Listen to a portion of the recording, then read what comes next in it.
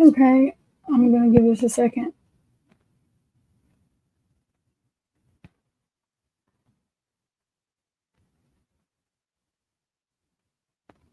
Hey, Carla.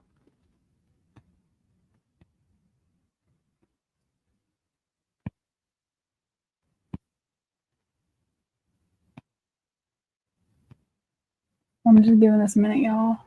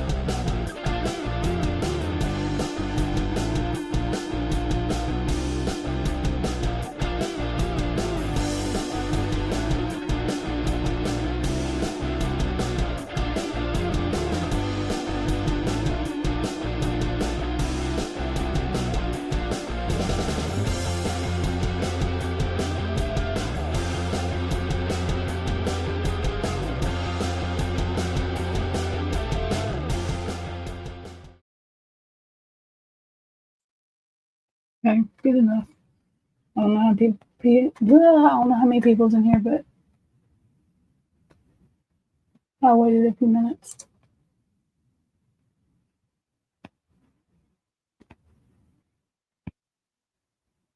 Okay, I'm not going through what Miss Potts did.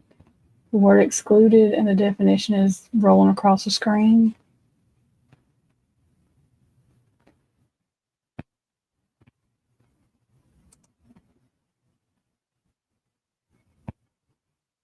Hang on.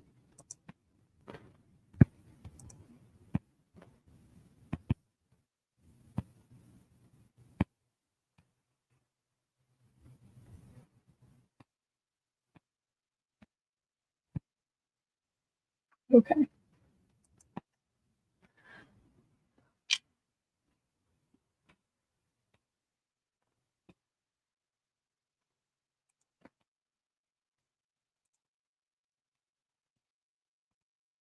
Right. Hang on. It's on my tab. The hell? There it is.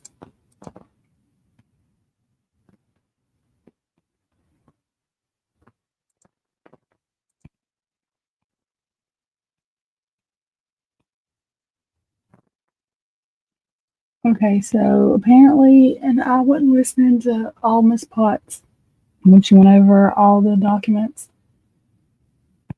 And I'm glad she went over this because I wasn't sure where it was. I knew somebody was saying something about blood and a sheath and all this on the sheath and all this good stuff, but clearly there was blood tested. The blood is not Brian's. The lab who tested it, the guy who tested it, said it was an alternate suspect. I'm going to go over this, which means there was blood on the sheath that does not belong to Brian Kohberger. So, I mean, I don't know if the blood and the skin cell, whatever, the touch DNA was in the same spot, but it's two different DNAs apparently. So, y'all, I know what none of these numbers mean that I'm fixing to read. I guess it's how they label them. So, in this, and I'm just reading, I'm not reading this whole document, y'all. In this case, the only DNA evidence that implicates Mr. Kohberger is the DNA found on the sheath found in the residence. From the lab reports and notes, as well as recent testimony by Rylan Nolan, it appears that the sample Q1.1 was swabbed of the leather strap on the sheath, as well as the interior of the snap, not the outer snap surface, which apparently was not sampled in order to preserve the surface for fingerprinting. No serological testing was done on the area swabbed for Q1.1 to identify any biological material. An area identified as Q1.4, swabs of strands on back of sheath, tested presumptively positive for blood, and was DNA tested. Mr. Kohberger was excluded. Again, rolling at the bottom of the screen is the word excluded and the definition. Yes, Carla, question?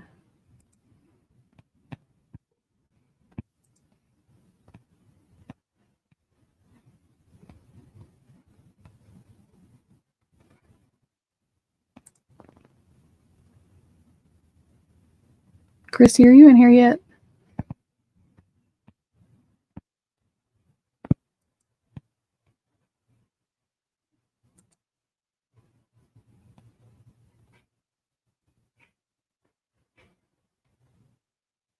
Can you hear me, Carla? I didn't even make sure my mic was working.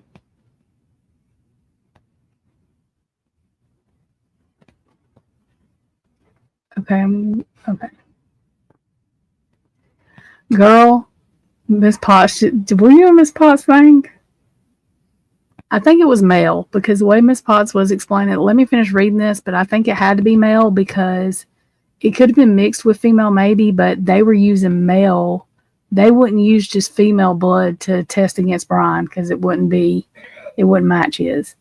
So I think it may have been a mixture, but it had male. There's another suspect, a male alternate suspect, whatever. Alternative suspect, alternate suspect, some fucking body else. It's not Brian. Okay, where am I at? All these numbers. Hang on. I lost my place. Oh, yeah. Here we go. Wait a minute. DNA. Mr. Kohberger was excluded from this particular sample, which was identified as a mixture ISP lab report M2022-4843 number 4. What the hell ever that is. I guess it's their labeling. Thus, the government has the burden to prove the when and how of the DNA identified in Q1.1. So they have an alternate suspect's blood DNA on the sheath. They have some skin cells from Brian Kohberger. They have no fucking idea whose blood this is, but it's not Brian Kohberger's. We're going to try him, though. Let's just go ahead and put him in the firing squad. Are they fucking serious right now? I've already had a day. Time fucked me up today and everything because I forgot it went forward, and I was all confused. And then me and Christy had I don't know, she'll have to explain that to you. But anyways, so it's already been one of these mornings where I feel like I'm not in reality, but okay. Let's finish reading this. Let's see. Okay, so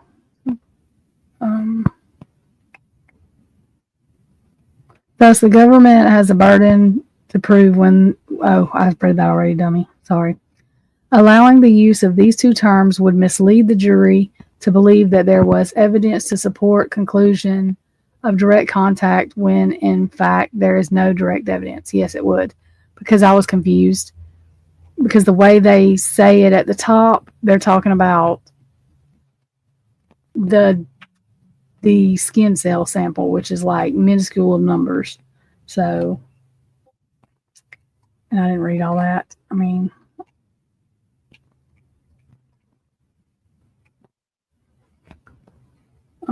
the court may exclude the use of the terms touch or contact DNA.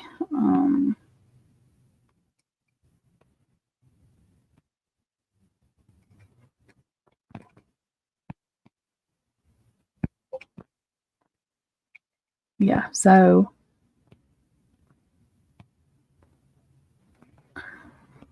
one second, y'all.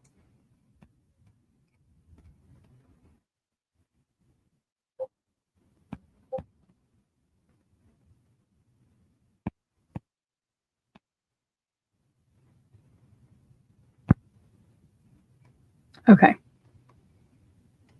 Christy should be in here in a minute if she's not already.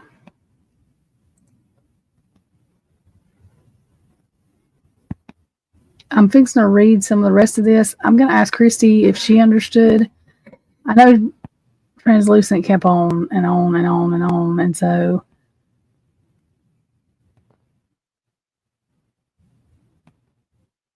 hang on.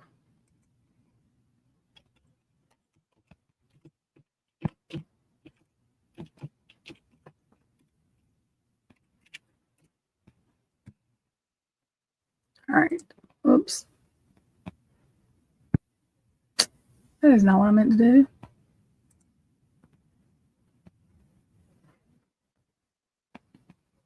Okay, Christy should be here in a minute. She ain't here yet.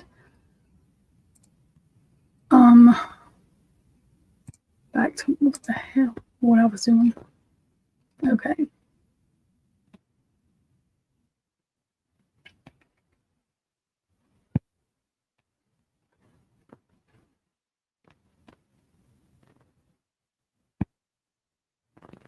Hang on, y'all.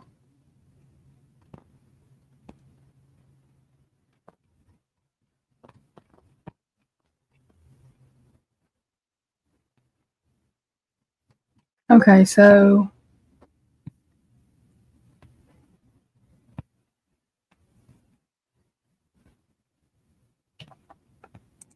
hang on.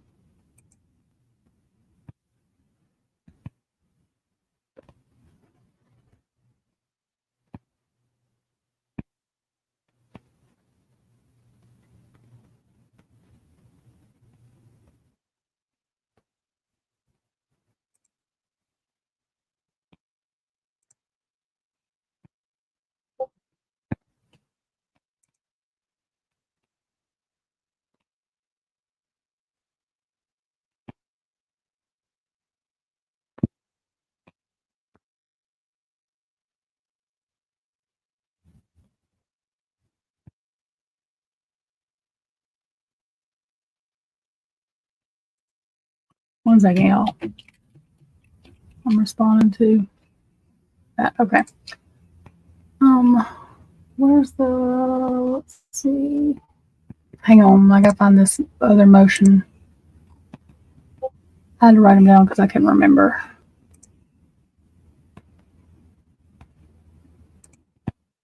That is not it. In a damn minute.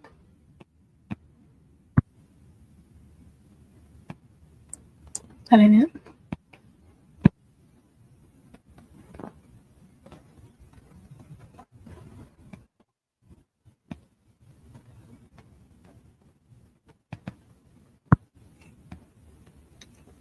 All right, hang on. It's from this one, I think.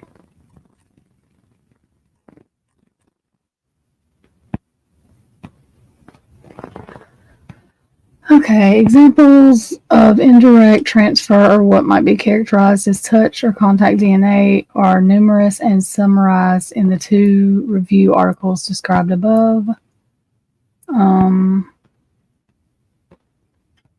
Worcestershire, I have no idea how to say that person's name, discussed the use of the term touch DNA as one that can be misleading, as it implies a specific mode of action to some degree, also a type of biological source. Using a less descriptive term, such as trace DNA, is more appropriate term to be used casework when the source and mode of deposition are unknown. So they're saying how it got there.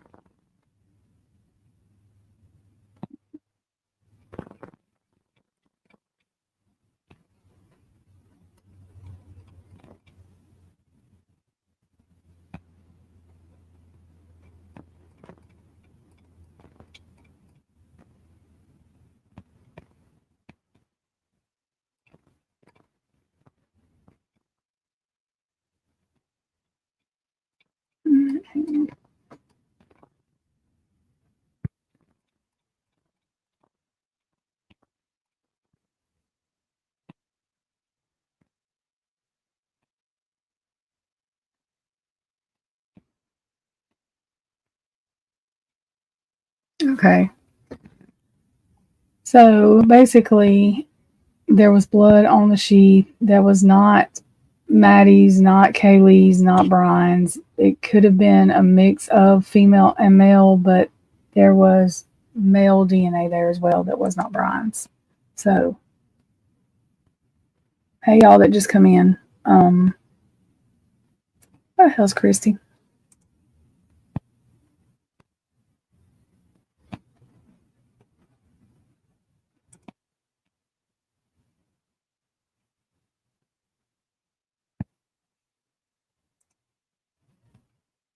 All right. And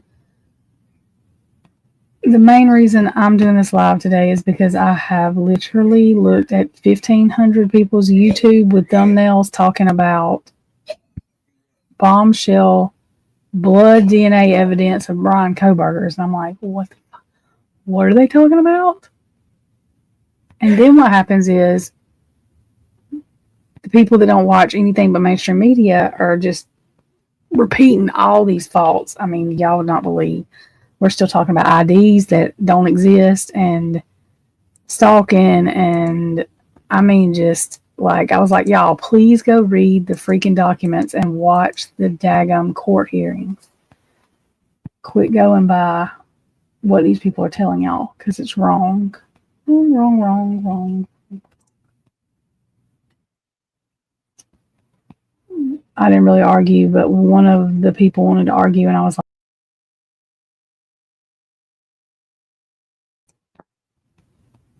I don't need to argue because I know that I read the documents and watched court cases. Crazy. Okay, and there is a court case that Ray testified at. I really don't know if he's testifying for the defense or the prosecution. I can't tell. I thought it was prosecution, but somebody said it was a defense, but I think it was prosecution. But I thought it would be helpful somewhat to watch this. But that is very big evidence as far as what's going on, because it means that the state or whoever, the officers, FBI, whoever, whatever, they all had to agree, completely disregarded blood that was on the sheet just to keep Brian Kohberger as the main suspect. Now, if you think about why the house got taken down and everything else, with that being the case, then all of that should make some kind of sense to you.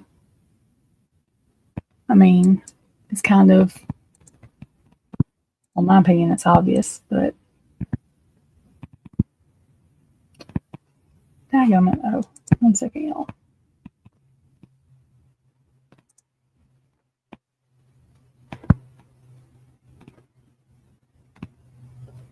Oh, okay. Had to go get the thing.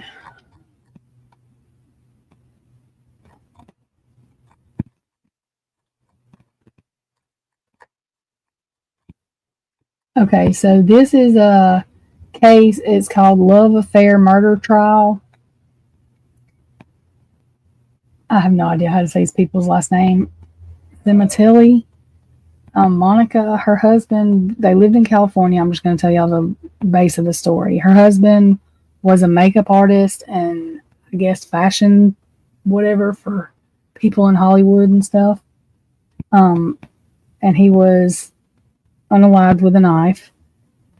And I guess the guy she was dating or cheating on him with or whatever, and his nephew or something did it. They said she didn't have anything to do with it, but she's on trial. Cyree does the cell phone stuff, and that's what we're going to watch. It's actually interesting. We can watch some of this about like what exactly happened if y'all want to after this testimony, but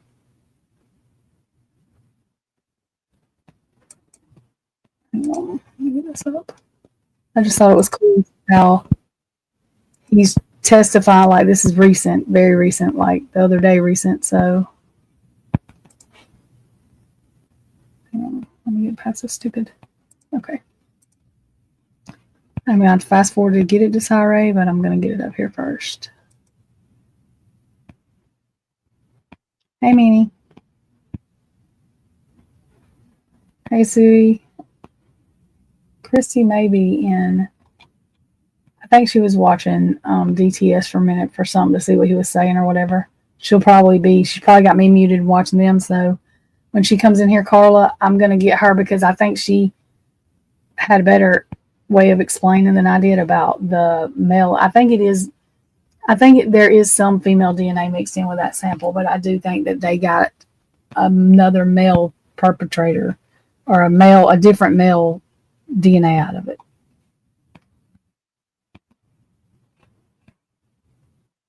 All right, 1 second, y'all. What am I doing here?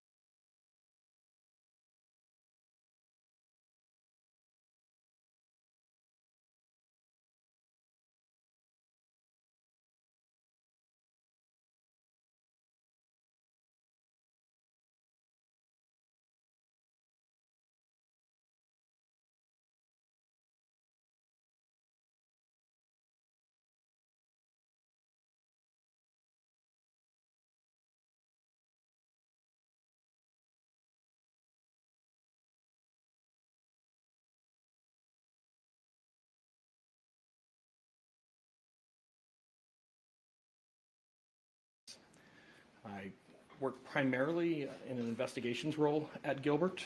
I started in child crimes and sex crimes, eventually moved into robbery and homicide, ultimately becoming the sergeant and the supervisor over the robbery and homicide unit.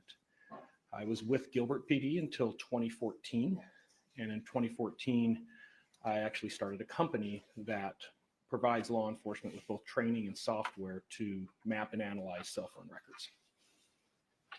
And what company was that? Name of the company was ZETX, ZETX.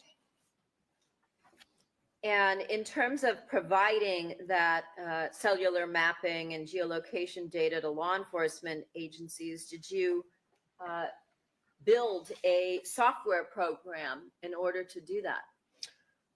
I did. It started through a lot of training and experience going back to my law enforcement days. The first time I worked with cell phone records was in 1997, where I actually got a set of phone records from AT&T and incorporated them into a criminal investigation.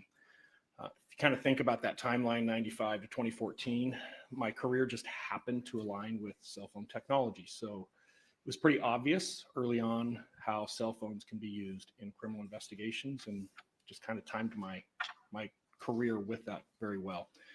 In the early 2000s, I began receiving training. Back then, it was directly from the cell phone carriers, so Verizon, AT&T, T-Mobile, and I started working almost every investigation I did, we included some type of cell phone analysis with it. That merged into cell phone tracking, of actually going out in the field and finding cell phones. Our agency had purchased very sophisticated, very expensive equipment that would allow us to go into the field and physically find a phone. Like, we know it's in this house, in this particular bedroom. In order to do that, I received an incredible amount of training, both in radio frequency technology, network technology, and analyzing cell phone records. Because our agency was very progressive in doing this, I had a lot of success with early cases that other agencies would call and ask for training. And I started teaching this subject matter in 2007. 2010, I had kind of developed somewhat of a name for both the company and myself. I'm still a police officer at the time. And I was actually asked to go over to Afghanistan to do some work in Afghanistan, kind of in the same field, more on the criminal investigation side, but also exploiting cellular devices. So I took a leave of absence, came back in 2011. And at that point, went back to our police department, pretty much spent the rest of my time at the police department just tracking phones. That was my entire job. When I started in 95, if we got a set of phone records with a dozen phone calls, that was quite a bit back then. By 2012, 2013, if we got a set of phone records for a 24-hour period, we could have several thousand connections. So the volume of these records had dramatically increased. And there wasn't a software or any type of an analytical program that I felt was mapping the geolocation value where the phone could potentially be. So in 2013, I started writing a software program while I was still a police officer to use as a police officer.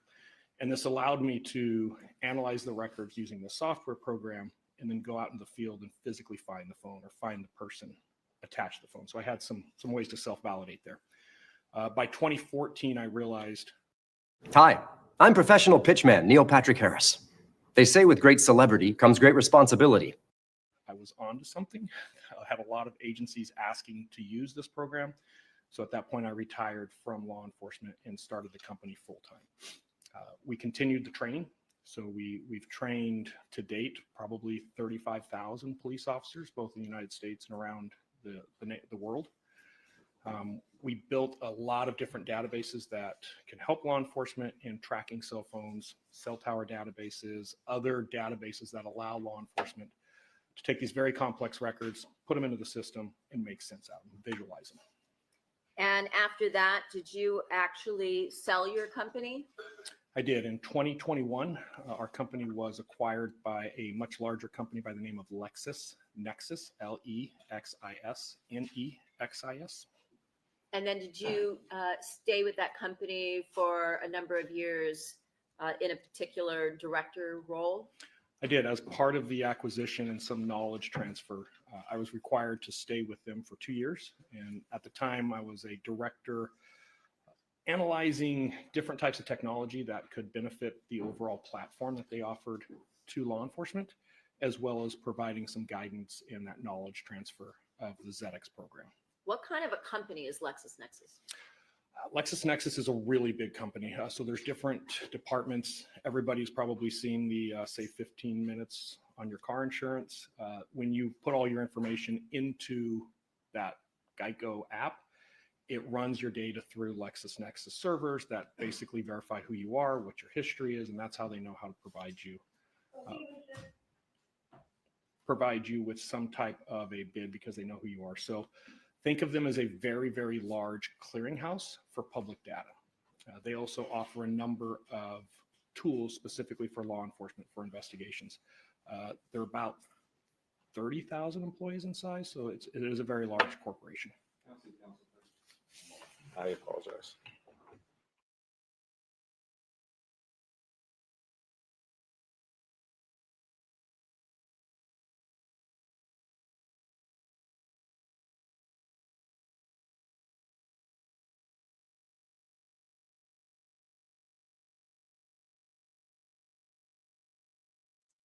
I paused that for just a second. Carla, ask Christy that question because she can explain it better than me. Christy, Carla was wanting to know, was it just male DNA? What didn't Miss Potts say it was mixed, but like there was a specific male DNA in there that wasn't Brian Koberger's, but there was also, she thinks, some female DNA in there as well because they did some kind of Y testing or whatever.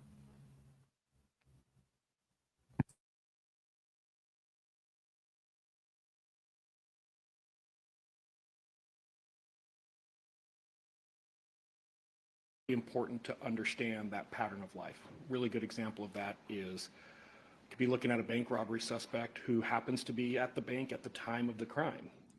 But if I look at 6 months worth of data, he's there every week because he works across the street. That's pattern of life and how it could impact a criminal investigation. Tell us a little bit about your training and experience regarding the technology of cellular networks, which you just started to mention, as well as the specific type of data that you talked about that you're interested in, and what is mapping of that data. So when I first started, there wasn't training available. I started a lot of the training that started in the United States when I started teaching this in 2005, 2006. So my early training was from the network engineers with the providers. So I would work with network engineers from AT&T or Verizon or Sprint, whoever I was working with. When our agency purchased that equipment to track cell phones, then I started working with radio frequency engineers to better understand the network. And that's where I received the training at that point. And ultimately what this training entails is the ability to look at cell phone records, see how a phone is connecting to a cell site, potentially what side of that cell site, and then be able to form some type of estimation of how far away that device could be from that cell site. And by understanding and analyzing that, when I say mapping, it gives us the ability to look at these individual connections and have a rough idea of the geographical location that that device is in at a particular time. So over time, as we animate this, we can see movements. So do you actually have databases based on your training with the actual engineers from the cell phone companies that goes back for a period of time? We do. That was something that was very unique to the ZX platform, is we support every type of record the phone companies in the United States provide to law enforcement, regardless what it is. So we're intimately familiar with the type of records out there. The whole selling point to this program is any detective or officer could get any type of record from a carrier, drag and drop it into our system, and our system would be able to automatically analyze it. So we had to create software that would support all of the different record types. To date, that system has mapped well over 2 billion phone calls in the United States. We have databases with literally hundreds of millions of connections, and we use that to better understand what we're seeing in the records, how we can improve our products, understanding and estimating the distances I was talking about before. It's all used to continue to perfect the product. And you also said that you began training others somewhere around 2005, 2006. Was that within the law enforcement community in order to assist them with their investigations? So, Yes, I was getting more and more requests from other agencies to explain how our agency was showing some success with this type of an investigation. So I created a 3-day class that later turned into a 5-day class. That's the class that, between presentations I've given and the actual students attending the class, like I said, probably 35,000 law enforcement. But it's not just law enforcement. We provide classes and have provided classes to prosecutors, to defense attorneys, as well as defense experts.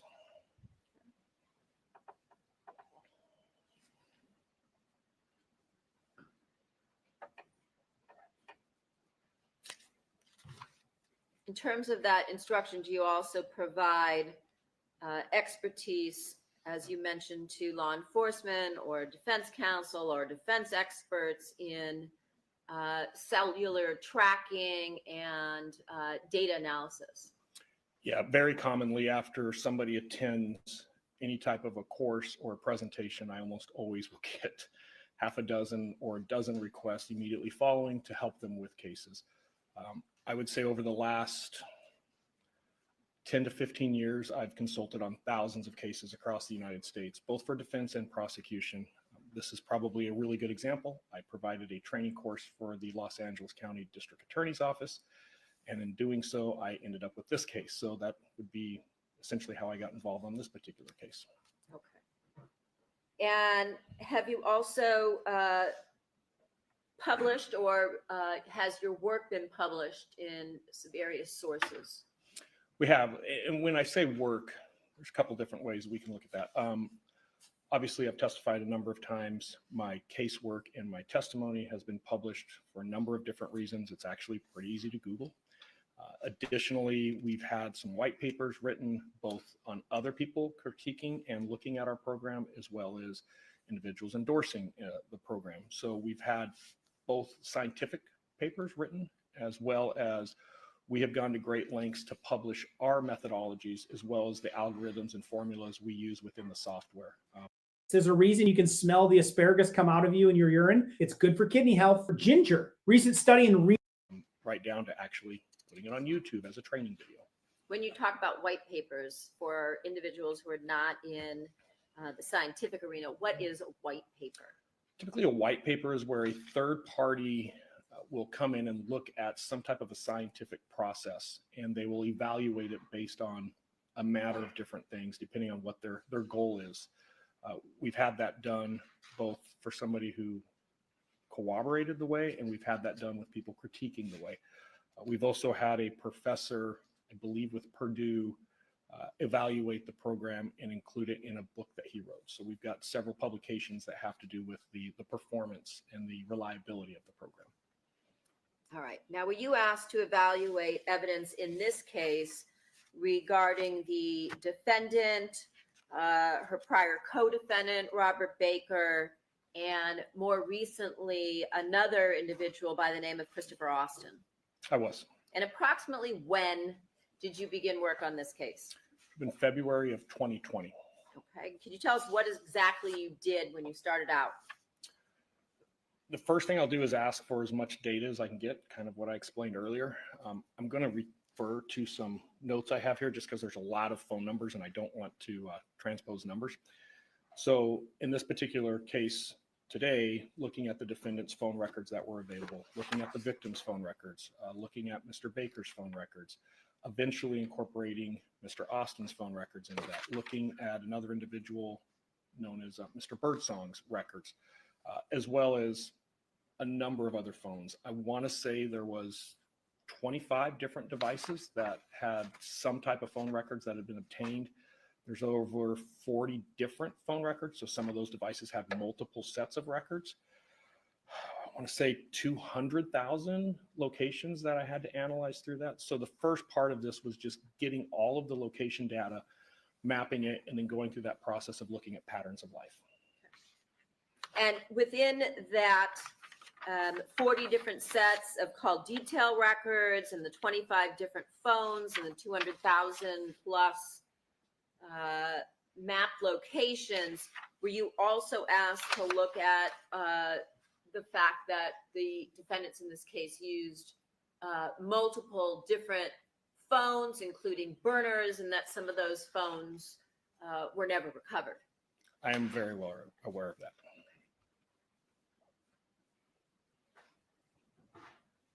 By looking at what you said, the analysis of the patterns of life or call patterns, were you also able to, by developing those call patterns, analyze the interactions between various individuals involved in this case?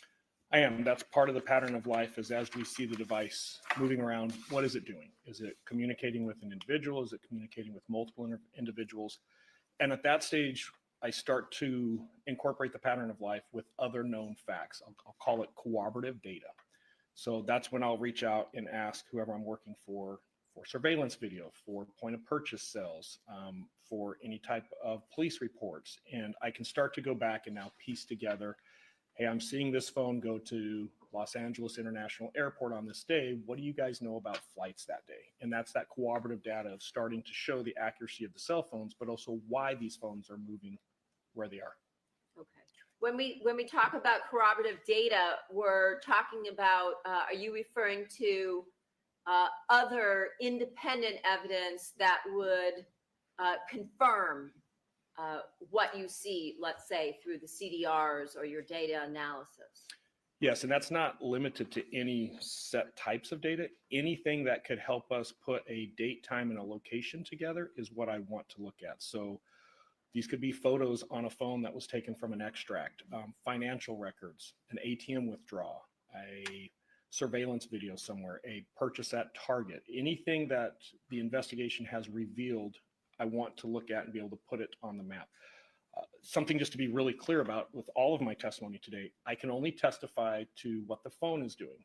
The big challenge in court is I can't always tell you who's using that phone. So that's why this cooperative data is so important, is can I start to match a pattern of life to a person based on that person's known spending habits and financial records and surveillance cameras and maybe vehicle movements. So that's why we look at the cooperative data. Okay. To be able to potentially, from things such as surveillance video like we've seen in this case, be able to put the phone in someone's hands. Literally. Okay. You said that you reviewed numerous records. Did you review anything else? Including, let's say, cell phone extractions that you referred to. I did. Cell phone extractions present some problems with geographical data. Sometimes it can be manipulated, sometimes it's not as accurate, but we still want to look at that. More importantly, we can start to see photos of certain events, messages of certain events. This would also include app interactions. So whether it's a cellular extract from a phone or potentially looking at somebody's cloud data. So iCloud, for example, if you have an iPhone, a lot of the interactions of your phone can be stored in the cloud. So in addition to the extract, we want to look at the iCloud account. And a lot of times we can glean what somebody is doing with their applications on their phone with that. Okay. So those would all be, again, other independent means by which you could validate or corroborate or confirm what the CDRs or cell tower data might tell you. Correct. At the end of the day, my testimony needs to be accurate. So my concern is coming in and testifying to just what I'm seeing in the phone records. I may be looking at the wrong phone. I may not be looking at the defendant's phone, even though it's in her name. So as much of this data that I can get to ensure that the phone records I'm testifying to is matching the person that we're talking about is extremely critical in these investigations. All right. Did you look at phone records, including call detail records, for both the defendants? I'm sorry, for the defendant, as we talked about previously, the defendant, Monica Cementilli, and her prior co-defendant, Robert Baker.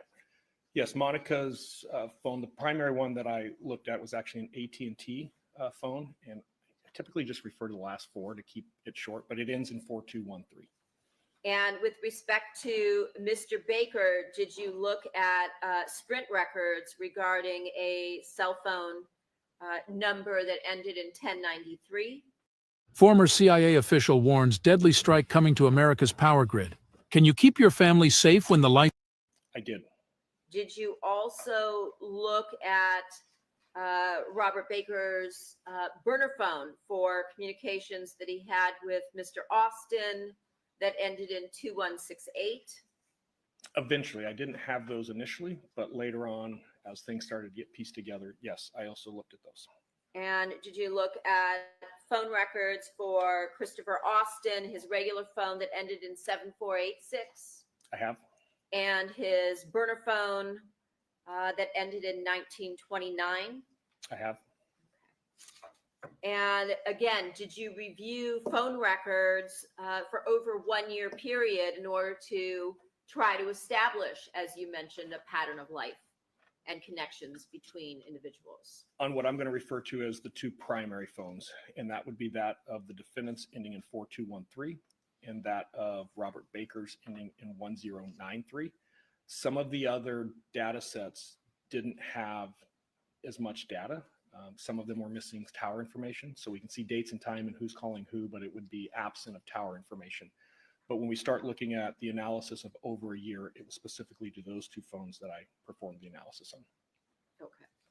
So the short answer would be yes as to the primary phones. Obviously, when we talk about burner phones, sometimes the whole point of a burner phone is you're using it for a shorter period of time. Correct. The data sets are usually much smaller with those. And why is that? I should probably say it's kind of a false idea that a burner phone hides your identity. Your name isn't associated with the account necessarily, but it's very easy to find burner phones and who's using burner phones. So don't use burner phones. But typically when people think of a burner phone, it's a temporary solution to communicate to somebody else with this alleged thought of, I'm going to be anonymous. People aren't going to know it's me. Because it's typically done, in my experience, on a temporary thing, it's rare for us to see people use the same burner phone over a period of time. If for some reason somebody's engaged in some type of behavior that they think that anonymity is really important, we'll actually see them cycle through burner phones because they think that gives them even further anonymity. So every 3 weeks, they're switching to a new phone, new number. But if you have that, again, an individual who is cycling through multiple burner phones, could you also, again, be able to corroborate or validate a particular burner phone or number associated with a burner phone based on the fact that they're calling, again, the same individuals they've used on prior burners?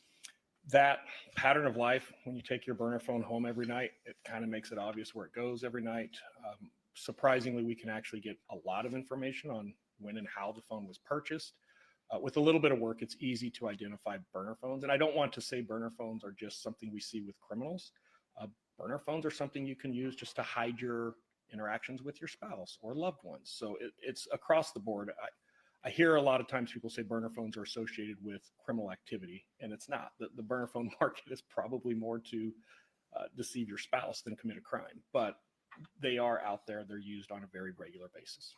And when you were in law enforcement and throughout the years since regarding this field that you're in, have you found that people who commit crime or are planning crimes typically will use burner phones in order to hide and conceal their communications?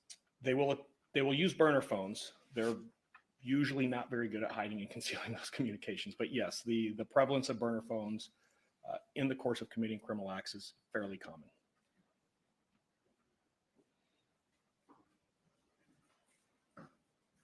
Did you also review Viber records in this case regarding the defendant and Robert Baker? I did. Viber is a app that you load on your phone. The value of Viber, at least as it pertains to this case, is it's an end-to-end encryption. And what that means is the content of the message, what I send you, it isn't being sent in its full content. It's being sent in an encrypted format. So those communications are protected. You can't actually decipher what the communication is unless you have the device that sent or received the message and has that encryption code. Viber itself doesn't even store the actual content on servers. It's only looking at the encrypted content, which technically Viber can't even unencrypt. So it's a way to communicate with people by hiding the content of what is being seen. We still see, I sent the prosecutor 6 messages, she sent me 5 messages, but we won't see what we're saying in those messages. So, and also if an individual, let's say, were to delete the Viber application, would that also delete, as you said, unless you get the actual phones, the content of? Why is Amazon paying me $63,000 a month? Well, I didn't make this kind of money selling Those messages. So, If I do not delete the content of my messages on my phone and law enforcement seizes that phone and they do an extraction, they would be able to access the content because they're getting it directly from the phone. If I delete all of that content prior to that, then law enforcement would not be able to access it. It just doesn't exist. I should probably throw a caveat just in case there's clarification later. You can also push that content to a cloud service. And in that case, where it may not be on the phone, it would be in the cloud. And it's rare, but we have seen that on occasion as well. Not in this case, correct? Not in this case.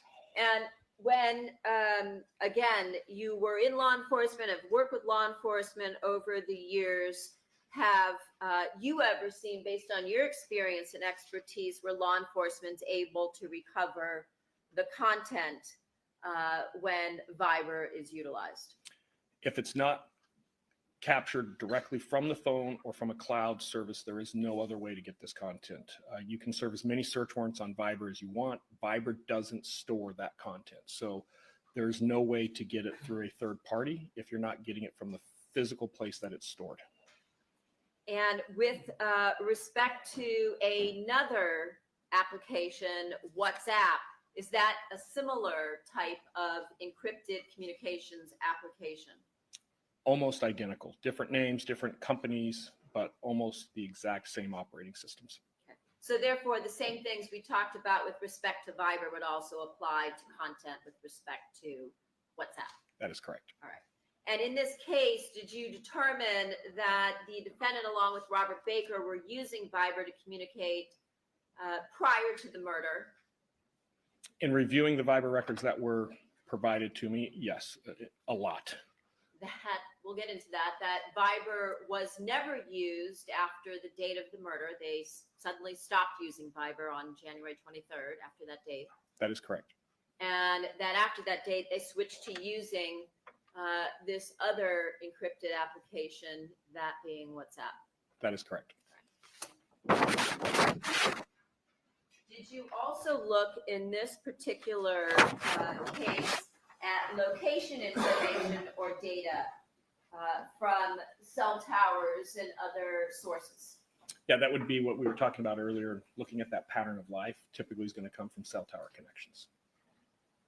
Did you also look at, as we talked about, the cell phone extractions, but also surveillance videos and stills from surveillance video and other photographs? I did. Both that were recovered from surveillance systems as well as pictures and videos recovered from the devices themselves. Okay. Also, did you look at financial records? I have. Did you look at flight airline manifests and records? I have. Point of purchase records? Yes. What's a point of purchase? I go to Target and buy some clothes. When I swipe my card at the kiosk there, it's the point of purchase. It's going to capture that on my card and give us a date, time, and amount. So in other words, it would give you specific data like you would get perhaps from surveillance video or photographs, like metadata. Correct. We get a specific location at a known date and time. We don't always get the time. In this case, we have some ATM transactions. We don't capture the time on ATM, just the date and the location, but it can still corroborate what we're seeing in the phone records. Can you give us maybe like the Reader's Digest version of how you get location information from cell site records? So when your phone is communicating to the network, and it can be a text message, a phone call, data, or just while you're sitting in court with it powered on, the phone companies maintain records of those connections. By us analyzing those connections, sometimes we might be looking at GPS data. It's giving us a physical latitude, longitude with a range of accuracy. Sometimes we look at what's referred to as timing data, and that tells us how far the device is from a particular tower and what side of the tower the device is on. And then sometimes we just have tower connection. We know the device connected to a particular tower and has to be in range of that coverage area of that tower. So when we get these in the records, we can see up to thousands of connections per day of that type of data. We put it into a mapping software, and then we can go through and actually look at the movement of a device over time. And does cell site records differ depending on the information that you glean from them, differ depending on if you're in, let's say, a rural area versus an urban area such as Los Angeles? Yeah, so what we're talking about there is what we refer to as tower density. The more dense the network, the more people that are in an area, more cell sites. As they put up more cell sites, those coverage areas get smaller. You move to a very rural location, those cell site locations get fewer, the coverage areas get much larger. Some examples in this case is, yes, Los Angeles is very dense. At LAX, though, we're going to see a much smaller footprint of coverage than we will in Woodland Hills. If we drive to Las Vegas, halfway between here and Vegas, very open, we may see coverage areas that are 10 to 20 times the size of what we see in Woodland Hills. There's also some records in this particular case that are along the Las Vegas Strip. Extremely small coverage areas because we're looking at some type of an antenna that's actually inside of a casino or inside of a building that just primarily covers that building. And did you also include in your analysis information that would come, let's say, from drive test scanners? We did. So part of building ZX, let me back up to what a drive test scanner is. A drive test scanner is very sophisticated radio frequency survey equipment that we deploy in the field. Think of it as driving a big grid pattern through Los Angeles. It's capturing all of the signals, the signal strength, the signal quality of all of the cell sites in the area. That allows us to do a forensic examination of that data and physically map what a coverage area of a cell site looks like. Your success with your job, you have a job. Let that be your second nature where you. With ZX, we have built a tower database with over 3 million, I think at this point, maybe more, of those drive test scans that are in that database. And what that allows us to do is reverse engineer the way that the networks are working so that we can start to estimate coverage areas. And we've become increasingly accurate at doing so. It's still an estimation. It's never going to be 100%, but our accuracy is in the 90s, about 94 to 96% accurate. Do law enforcement and cellular companies use that type of data regularly? Yes, the source data that we're talking about isn't anything we created. That is a industry standard both within law enforcement investigations and network engineers. What we did that was very unique is try to build a database throughout the United States where if you give us a tower and a side, we can give you that range estimation. And that in itself was very unique. That's one of the primary reasons LexisNexis moved to acquire us. Okay.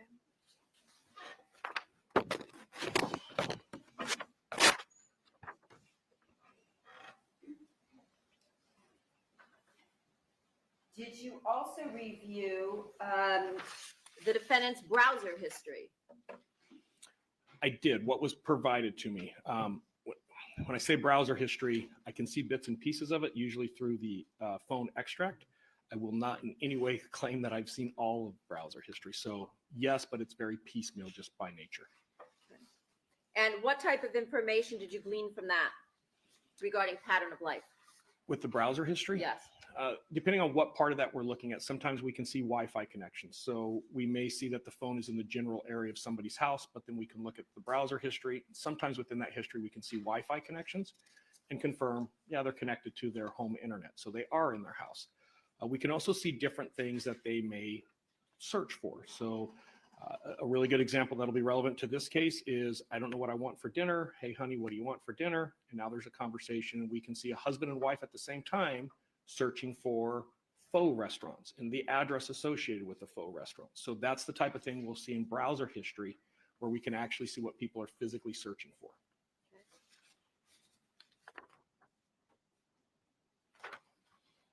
I need to confer with all council momentarily. Let's take our luncheon recess at this time till 1:30. The admin advised not to discuss this case among yourselves or with anyone else or form expressing opinion to the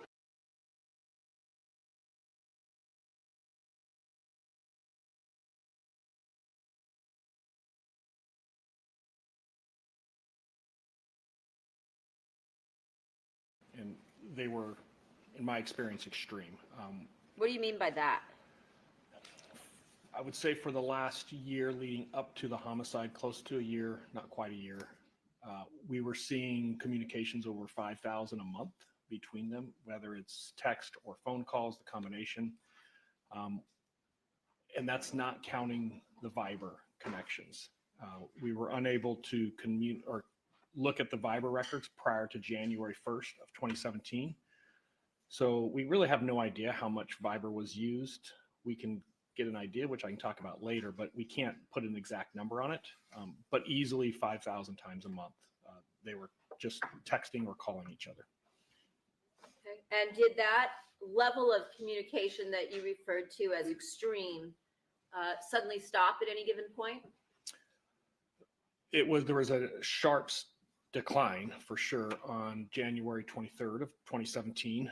It did pick back up about a week later, but there was a complete stop for a couple days, several days, starting around the time of the murder through the next week.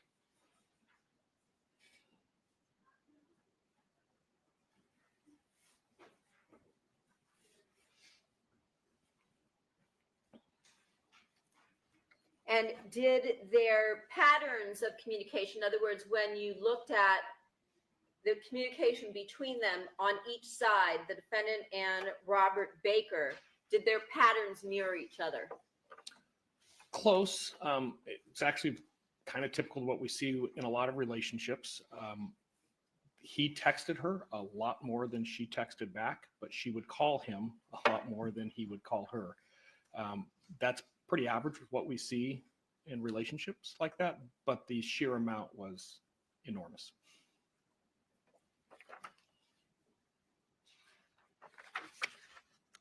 Did you prepare an exhibit that displayed the volume of communications between them? Yeah, I added a couple of visuals. Just some of explaining the Viber can be a little bit challenging if you're just hearing it, opposed to kind of seeing the chart of what it looks like. So I had some graphs and some numbers that just kind of help it tie together and make a little bit more sense.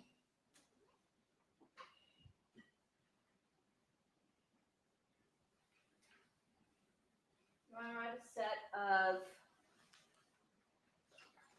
charts, 9 pages in length. May this exhibit be marked, please, as People's Exhibit 255? Yes. Thank you.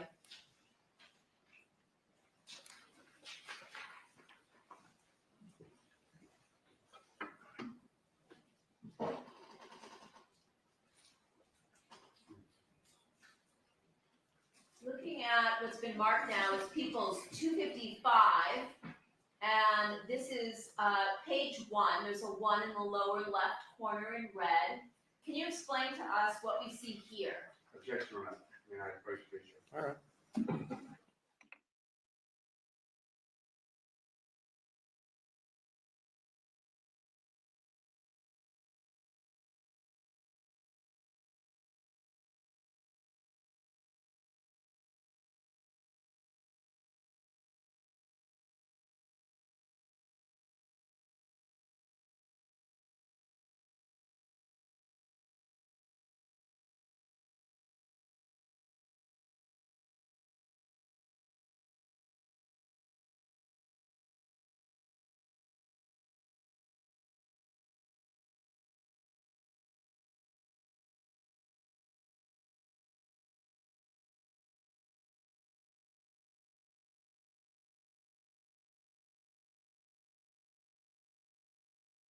Whether we're talking about communication via phone call or via text, we're talking about an extraordinary amount of communications.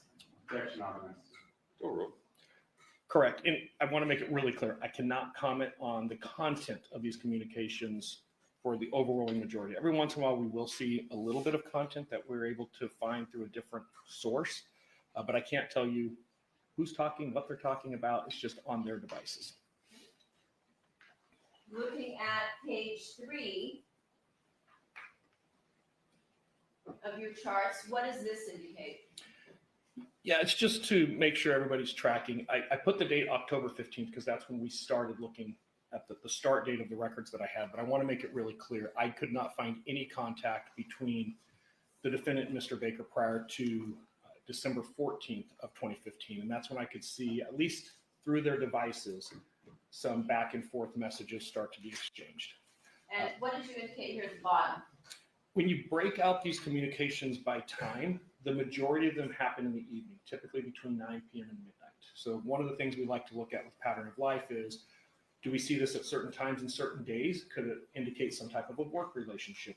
Is it just on the weekends? There's little details we look at to help further the investigation. And this one, when I was looking at that, it's pretty much every day, but the majority of the communications were later in the evening. Looking at page 4 of People's 255, what did you indicate here in this chart? So I was talking about the Viber records, and what I want to show here is we know that there was a handful of communications in December. Here I've got 10. In January, we see that number of 10 grow to 188, and in February, it's up over 5,000. March is 7,000. Then we get to April, and we see 2,600. And then you can see the rest of the year significantly drops off. The defendant and Mr. Baker both downloaded the app Viber in April. And where we see that peak at 2,600, as soon as the Viber app is loaded on both of their phones, we see these text message almost all but stop because all the communication has now been moved over to the Viber platform. Okay. And in terms of using the Viber platform in April of 2016, does that also coincide with when Viber went to end-to-end encryption? Yeah, so what we're talking about there is Viber had a release. It's their version 6, and version 6 was highly publicized in the first part of 2016. It was well anticipated, and it was in April of this year that April of 2016, that Viber released their version 6, which included the end-to-end encryption. So it would be at the time that they started to download this app and started to use it. So when you give us a number such as in February of 2016, 5,786, that's the amount of communications between them just for that month, correct? Correct, whether it be a text message or a phone call. And the same is true of the other months, such as March, where we have almost 7,200 communications just in that month alone. That is correct. Moving on to page 5.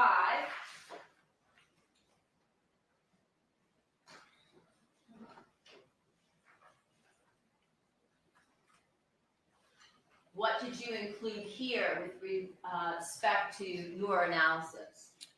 So we have some of this through browser history we talked about earlier. We also have the Celebrite extracts. And what I'm showing here is the data usage that we're looking at as far as what are we seeing with, as we look through this, and let me kind of explain, it's hard for us to see some of the Viber data. But when we look at data usage, we can see that when the Viber application was installed, that data usage increases. There's also some other apps that were really prolific in the defendant's usage that we could see data spikes that would match it. So when we look at the Celebrite extract and we can see some of this activity happening within the phone, and then we can see the data that's happening, the daily consumption, if you will, of that data, we can start to get an idea of what type of data usage we're seeing. I can't tell you what all that data usage is for. I can just tell you what the pattern is consistent to when we have all of the data. When you said that she had prolific use of certain applications, which ones are you referring to? The Viber use for sure. There was another one called Lifestyle Lounge that was accessed multiple times, almost daily. And what is that? It is a dating application.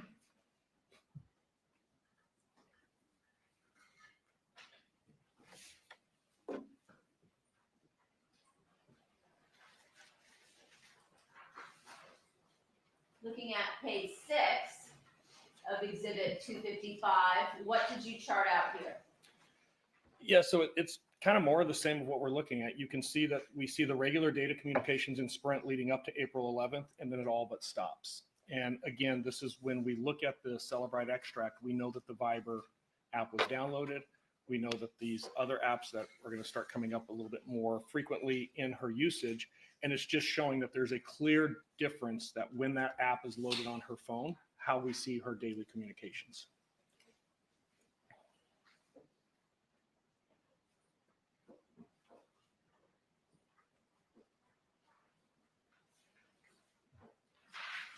Showing you page 7 of Exhibit 255. What did you chart out here? So I said earlier that we can only look at the true connections of Viber for the month of January 2017. That's all that law enforcement was able to obtain. And when we look at that, we see that just in January, between January 1st and January 23rd, there was a total of 5,789 messages exchanged.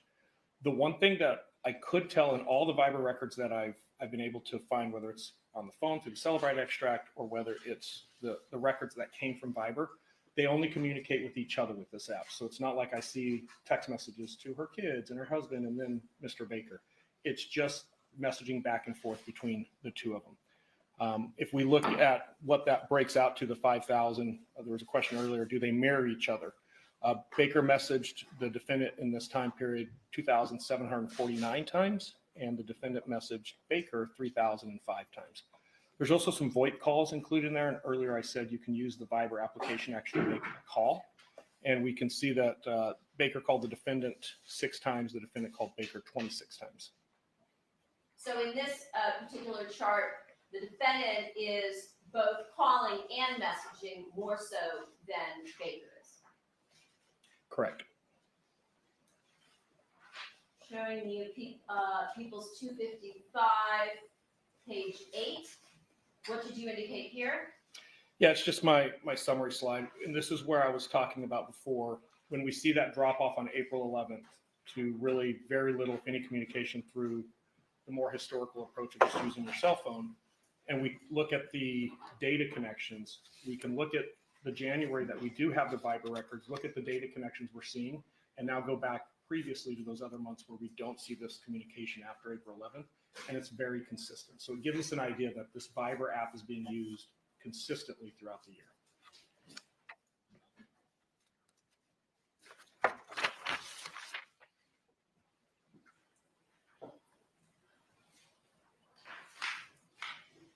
And lastly, looking at page 9 of People's Exhibit 255, documentation or a chart with respect to the usage of the home surveillance camera application, IDMSS Lite. What does this show? So this is kind of a combination. Notice that the numbers have changed pretty dramatically on this graph. And what we're looking at on the far left side, that's the amount of information that's basically being downloaded for a particular session. The bigger the number, the more somebody's looking at a video stream.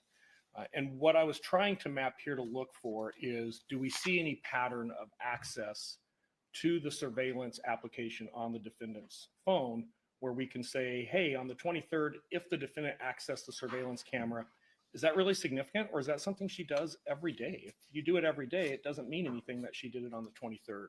So what I'm mapping here is when I'm seeing access to that camera, and over the course of a little over a year, actually it's just under a year here because we stop it, we can see that the access that she has on 1/23/2017 is fairly unusual. It's not like this isn't something she accesses daily on a regular basis.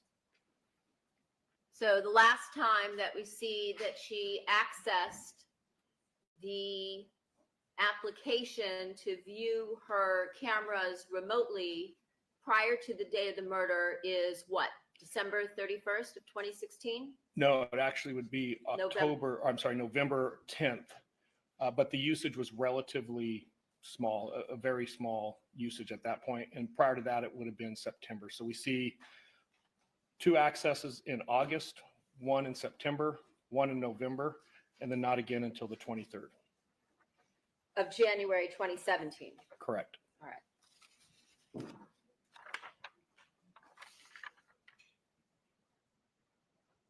Now, did you review any data regarding the defendant, her husband, Fabio Cementilli, the victim in this case, Robert Baker, Austin, and Al Birdsong, relative to the time of July 2016? Not so much before July, but definitely in July. And what did you note in July of 2016?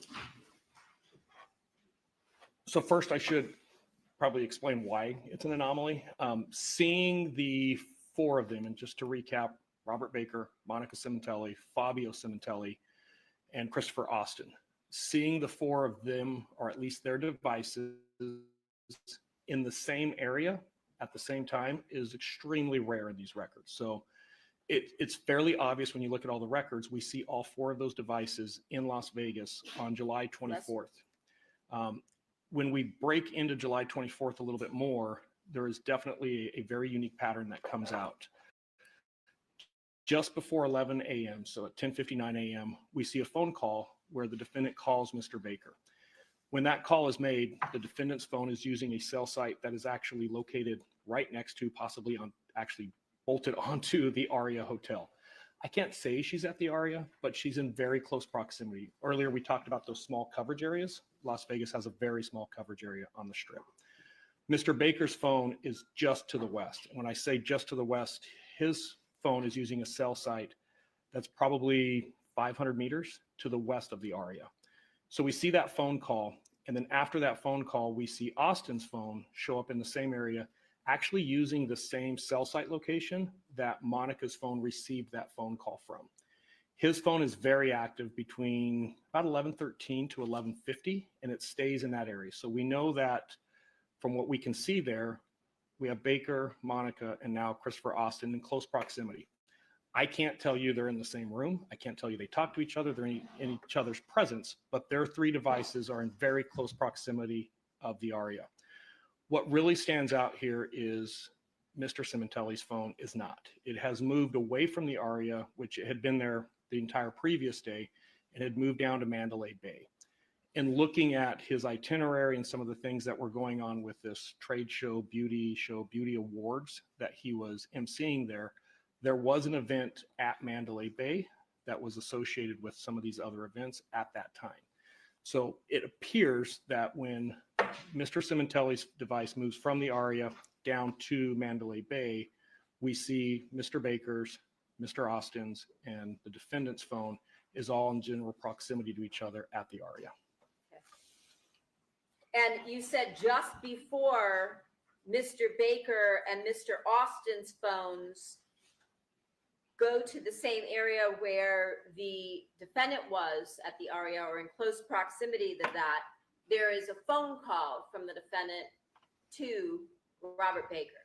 That is correct. And that's, like I said earlier, it's right at 10:59, so just before the 11 o'clock. Would that be consistent with her giving him her location so they can meet up? It could be. And when you said that this is a very unique pattern, would it be fair to say you did not see that pattern again during any of the records that you reviewed? With one exception, the other thing that was of interest to me when reviewing this is Baker and Austin are going to leave Las Vegas on the night of the 25th, early morning of the 26th. They're back in Los Angeles the morning of the 26th. The defendant flies back to the 26th on the 26th as well. She arrives around 1 p.m. to LAX. Fabio is going to stay until the 28th. So she does come back early at the same time, well, just a few hours after Mr. Baker and Mr. Austin come back. So she returns back to LA approximately the same time, or at least on the same date, July 26th, that Baker and Austin returned back to the LA area.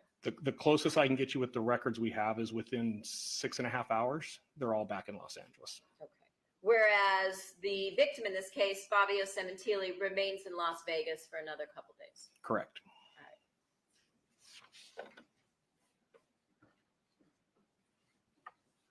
Now, did you create a presentation of slides that depict what you observed in the records from January 22nd of 2017 through January 23rd of 2017? I did. Your Honor, can I have that marked as People's Exhibit 256, and I believe that's going to be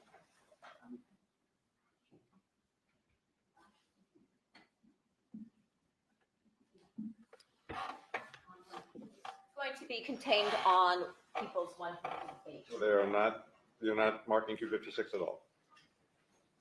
Or are you? It'll be on 158. No. So there So is I one- guess I don't need to, but it's going, I need to make a record that it's going to be added to That's the fine. flash drive. That's fine. There's no 256. Correct. Let me take a short break. Nobody moves. Christine's ready to come out. You'll be Oh, she's ready to come out. Take about 2 seconds.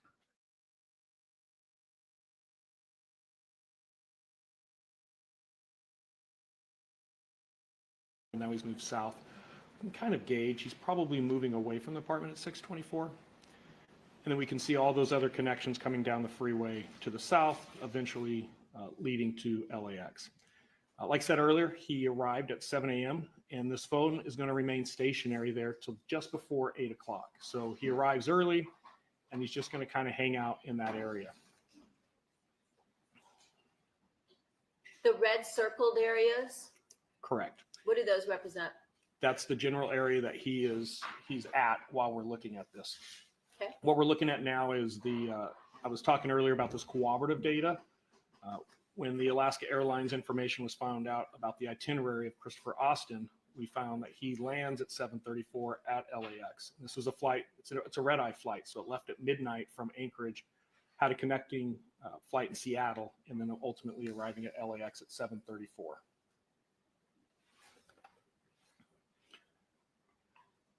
Where do we go next? The next thing we're going to see is the phone start to move slightly away from the airport, and that's going to be right around 7:50. And right after that 7:50 period, we see it move back to the north. And ultimately, we're going to watch it go all the way to the north, returning back to the general area of Mr. Baker's apartment. Like I said before, I can't tell you he went to the apartment. He just landed in the general area of where his apartment is located. And we see that he makes it back over there around 8:30. I think it might be 8:34. And this is the apartment on Independence. That is correct. What do we see after that? The next thing we're going to look at is I had mapped this early. So I'd mapped this in 2020.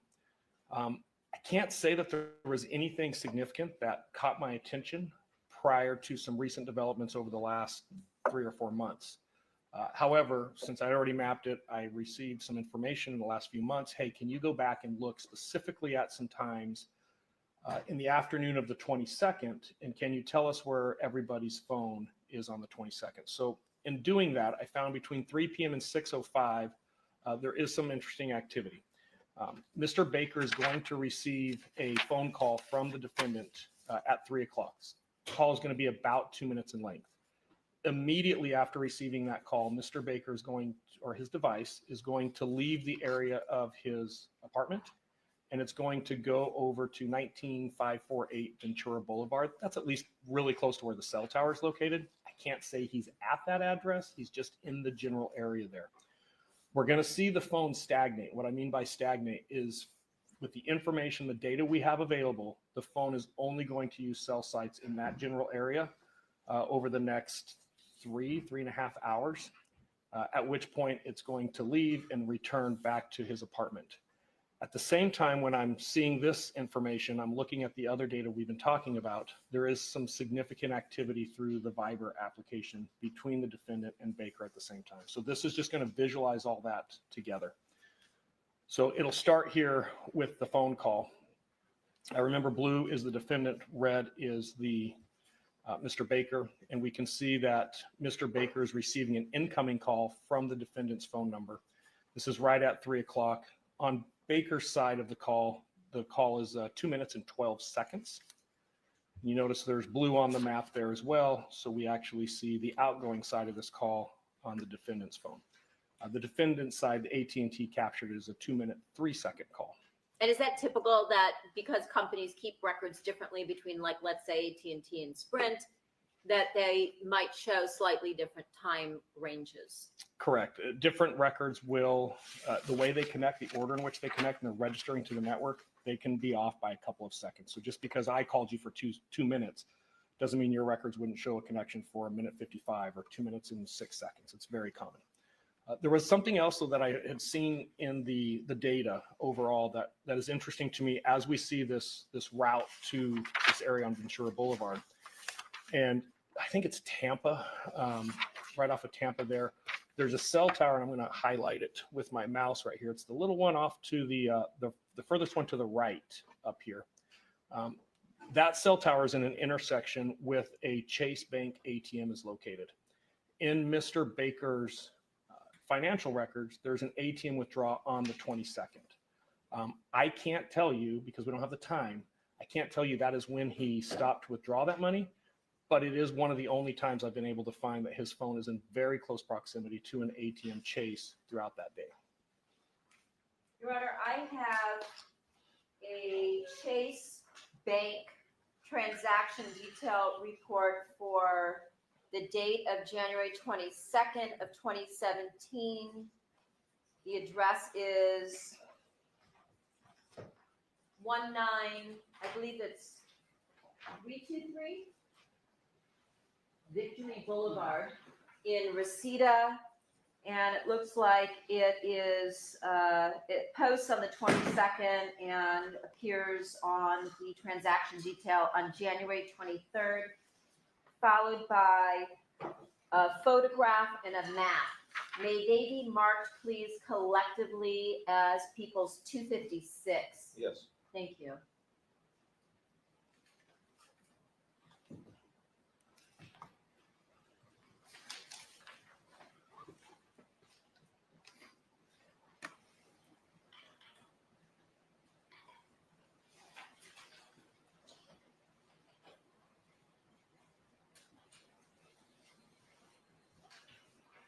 Showing you a Chase Bank document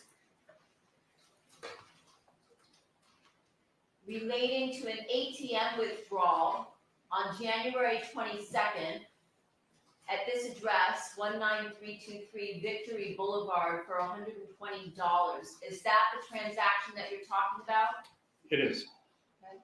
And with respect to this location, 19323 Victory Boulevard, is that consistent with the cell tower data that you have, you just had on the screen just before I switched over to this? It is. There's one of the cell sites that Mr. Baker's device uses is literally in the same intersection. It's located very close to this ATM. Okay. Showing you People's 256. And this has a 1 in the lower left corner.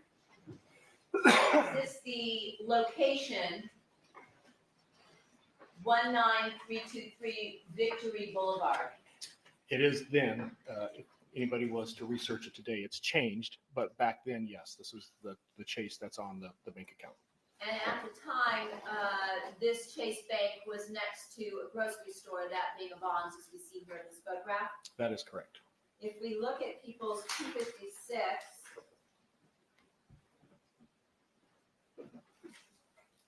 there's a 2 in the lower left corner. Does this show us the location of the Bond store and the Chase Bank with relation to the defendant's apartment? No, it shows it Oh, I'm with sorry. relation to the faux location on Ventura. And that's a place that was called Faux California at the time, located at 19548 Ventura Boulevard in Tarzana. Is that correct? That is correct. Correct. Okay. Back to you. So as we continue here, the next Zoom, you're going to see 1524. That's 3:24 California time. So if you think about that call coming in at 3, 24 minutes later, Mr. Baker's device has moved into the area where that faux restaurant is. And just for the record, it's going to get marked on the map here so everybody's on the same page. It's like this L-shaped plaza right here. It's in the corner of that L. While this is happening, so I'm looking at the Viber records at the same time. Mr. Baker's device arrives in the area at 3:24. From 3:34 to 6 p.m., we see quite a bit of Viber activity between the defendant and Mr. Baker. There's 69 Viber messages that are going to go back and forth in about that 2.5 hour time frame. So at the same time that this phone is going to stagnate in that area, we're going to see significant text messages going back and forth. Can't tell you what they say, but there's transactional history showing that they happened. If we look at the browser information, we talked about this earlier today, there's some interesting things that are going on with both Fabio's phone and the defendant's phone, where we see at 5:11, Fabio is searching "faux near me." And that's literally in quotations what is searching. At 5:12, he sends the defendant an instant message. I can't tell you what that instant message said. We didn't capture the content, but I can see that it's sent. Right after receiving that instant message, Monica searches the actual address of that faux restaurant, 19548 Ventura Boulevard. At 5:41, we see the defendant actually text one of her daughters confirming her order would be fried rice. During this time period, 5:11 to 5:41, we see 17 Viber messages alone just in that time period between Mr. Baker's Viber account and the defendant's Viber account. 17. Correct. Okay. I'm going to pause one other area here really quick. Sorry, I just want to catch it before we lost it so we don't start over. I was asked at the same time of all this other information specifically, and I don't know all of the issues of why this is relevant, but hey, is there a Vons and is there a Ralph's in the general area? The Vons was next to the Chase. You guys have already seen that. It should be pointed out here. You can see it right next to the cell site that is lit up with the red circle around it. Literally kind of catty corner in that intersection. There is a Ralph's located right there. Again, I can't tell you that they went to the Ralph's. I can't tell you they went by the Ralph's, but the phone at some point during this evening, that 3:30 time frame to 6, Okay, y'all, I gave you a link, but y'all don't have to go to the link. I forgot I can star your questions. So I'm just going to tell y'all the questions I have that we're going to pull cards for. One of my questions is, why was the blood on the sheath not tested? Another one is, why does the state refuse to want any alternate suspects? Like found, listed, anything? Why are they trying to get away from that? Why is the state going only with BK as a suspect? Why is Bethany's statement not in the PCA? Why does LE think? What does LE think about Dylan not being able to identify Brian Coworker in the lineup? And what does the state or LE really think about DM and BF? Do they think they're actually involved in any way? So if y'all want to put your questions in here, I will star them and we will ask those questions too. That way, while people's in here, that way I can go and get some of them answered, because I know a couple of y'all have asked me a question or the same question and I can't remember who's asked what. So, and it's hard whenever I go in on a reading, like doing a certain thing. Like earlier I was doing, exactly what the roommates were doing or whatever, like, or the subject was a 911 call in the text. So when we're doing it like this on lives, it's easier because they're just random questions. So whatever questions y'all have, just if I should be able to tell that they're tarot questions, but you can put tarot beside it or something, and I'll star them. That way, when this is over, we'll get to them.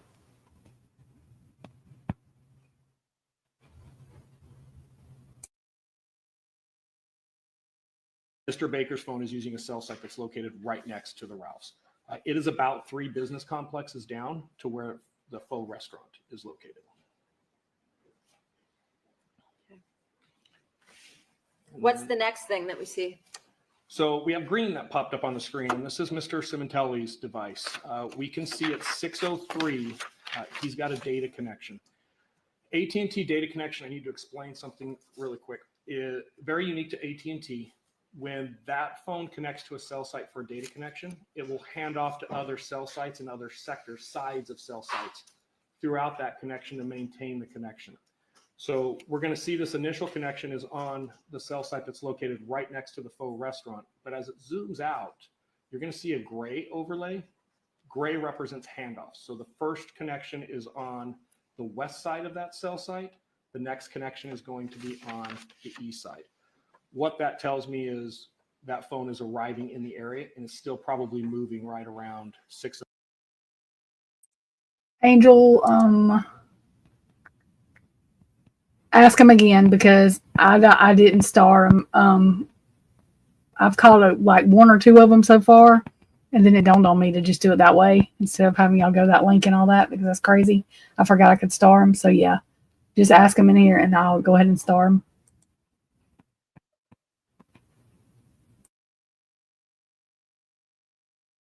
So 3604. So what you're telling us is that we first see the defendant searching the location 19548, you said, through her browser history. And then subsequent to that, Fabio Cementilli, the victim on January 22nd at 6:03, connects to a tower near that same location. That is correct. Then what happens? We don't have a lot of activity on Mr. Cementelli's phone after that. At some point, he's going to leave. And I can say he pops back up around the area of his house later that evening, but I can't tell you when he leaves and when he arrives based on the phone records. It does appear that Mr. Baker's device is going to stagnate in that area to about 6:45, at which point we see it return to the apartment complex. Okay. All right. And then from here, do we move on to the following date? We are. So we're starting. I'm sorry. Hang on. All right. We're going to start here in the morning of January 23rd. And just by way of context, I'm just looking at the first activity I can find that morning. And we see a Viber message at 6:50 in the morning from the defendant to Mr. Baker. Mr. Baker's in the general area of his apartment. Mrs. Cementelli is apparently somewhere in the area next to her house. I can't say they're at their house, but it's consistent with them being in that general area. Okay. As we start to go forward in time, and we're just going to keep going forward throughout the 23rd, we're moving forward now to about 10:50, and it doesn't look like either device has moved. They're still in the same area. But throughout that morning, we've seen quite a bit of Viber activity. So between 8:33 and 10:53, there's roughly 25 messages back and forth here between the defendant and Mr. Baker. And it is back and forth. So it's very consistent. Somebody sends a message, receives it, sends it back, sends a message, receives it, sends it back. Between which time period, the 25 messages? 8:33 in the morning to 10:53 in the morning. Okay. We continue to move forward in time. At 10:55, there's an outgoing call from the defendant to Mr. Baker's device. Mr. Baker's device is still in the same area, but we're going to talk about something called timing data here in a minute. Because of the timing data, we can tell that this phone is moved, and I'll talk about that on the next slide. The reason I'm mentioning that is this call is at 10:55. It does not connect to Mr. Baker's phone. So there's an attempt on the defendant's phone to make this call. It's not received on Mr. Baker's phone. Okay. Timing data is where we can actually see the distance from the cell site the phone is located. It can be very accurate at times. And I have a new icon that just came up for Enterprise Rent-A-Car. And when we look at the distance measurement we're getting from Sprint from the cell site to the mobile device, it's the exact same distance as that Enterprise sits from the cell site. Additionally, we can see the time that a vehicle was rented that I've been told has been associated with Mr. Baker, and that vehicle rental is at 11:01, and that's the out time, or what's captured as the out time. And that's a enterprise rental car located at the address shown on the document to the left, correct? 21330 Sherman Way, Chinoga Park, California. Okay. What's the next thing that we see after Baker at this particular location? Just to associate the times that we're talking about, I'm going to show the activity that we were looking at with this particular timing advanced is at 10:55. So when we see that that phone is the exact distance it is to the Enterprise is at 10:55, and 11:01 is what the receipt says. So it's logical to assume that is exactly where the device is. This is just going back to that cooperative data, showing the accuracy of the mapping and that we can have some reliability to what it is we're talking about here. Okay. What's the next location that we see him at? We're going to start to see some movement here, and this is consistent to the defendant leaving her residence and traveling to the gym. And I've actually highlighted what that route would look like. And the highlighting of that route is also kind of confirmed with some of the surveillance video where we can see the vehicle leaving the neighborhood that the house is located in, and then we can actually see the defendant arriving at the gym.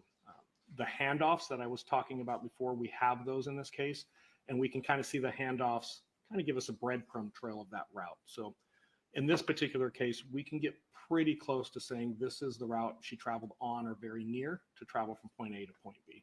And this is going to be at 11:49 is when she arrives at the gym. When you say handoff, you're talking about the connection on her phone being handed off from cell tower to cell tower as she moves, correct? That is correct. And then shortly after that, the next thing that happens here is we see Mr. Baker's phone also move into the area of the gym. That's at 11:56. And again, that cooperative data, we actually have Mr. Baker walking into the gym. Looking at that cooperative data is just relevant. I'm sure you guys have probably seen this already too much. The description of what Mr. Baker is wearing is also very important to this analysis because we're going to see more of this later. And that is going to be at 11:59.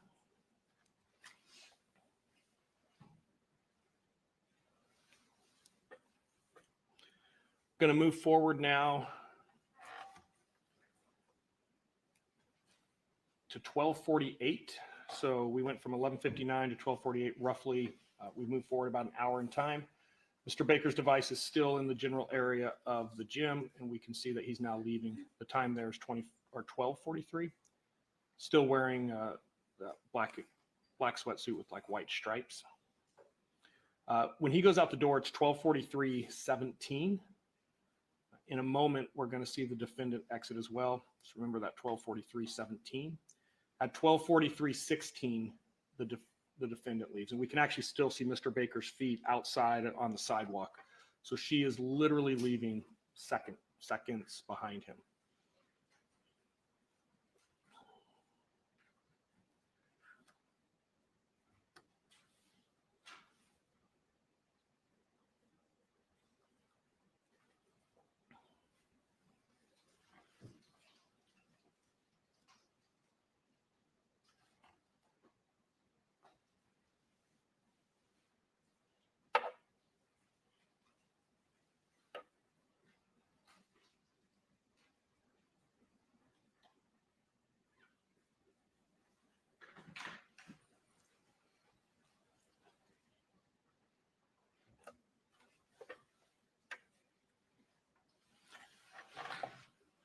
And what is the next thing that we see here? We're going to see that travel route back to the Queen Victoria house. However, on the way, when the defendant leaves the gym, the defendant's device makes a phone call to the victim. So we can see an outgoing call to the victim at this point, and that's going to be at 12:49. And then after that call, we see the rest of the activity that indicates that that device is going to leave and actually return to the Queen Victoria house or close to. There is surveillance video again of the same vehicle entering the neighborhood. And the point of showing the surveillance video here is that the surveillance video, these times we're seeing these device movements, is lining up with the records perfectly. So earlier I was saying it's very rare that we can say this person has this device, but we're starting to see patterns with both of these devices at this point that they're traveling with everything else that we're seeing with the cooperative data. At this point, we're going to see that Mr. Baker's phone is returned to the area of his apartment. I can't say it's inside, it's close to. The defendant's device is returned to the general area of her house, and they're stagnant there for a while. When I say a while, I'm looking specifically at a time period between 1:20 and 2:43. And this time we have roughly 30 Viber messages that are exchanged back and forth during this time period.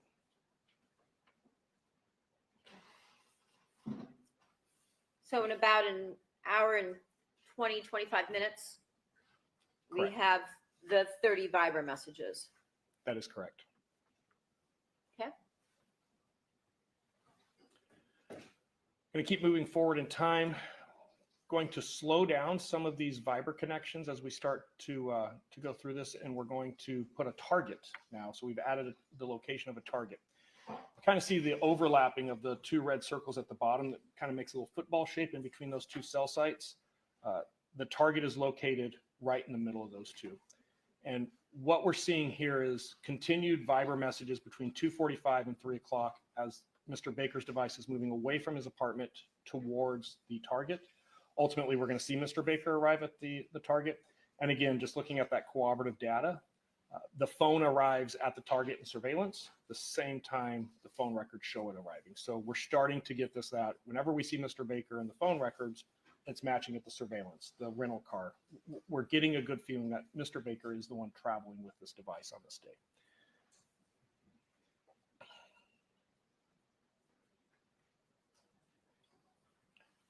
The last Viber message, if you can see it on the screen, is at 3:01. The time of the surveillance of the vehicle arriving at target is at 3 p.m. So a minute before the last Viber message on this screen.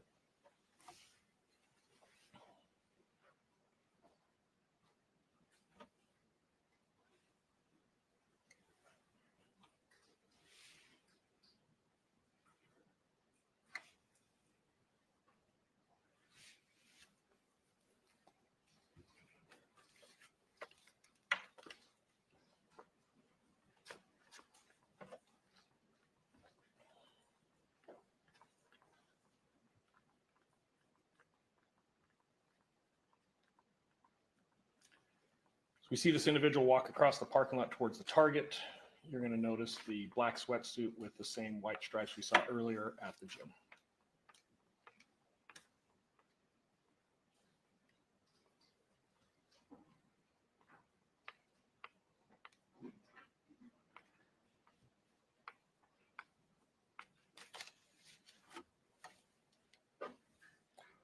Actually walking inside the target now, it's 3:02. So just as we kind of go through this time stamp, remember we're moving on from 3:02.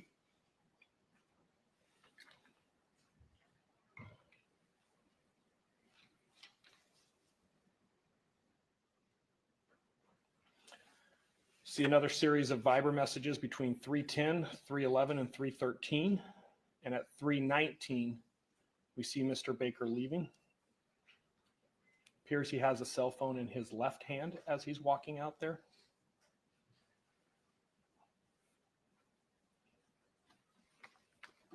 Looks like he's carrying maybe a bag in his right hand. Correct.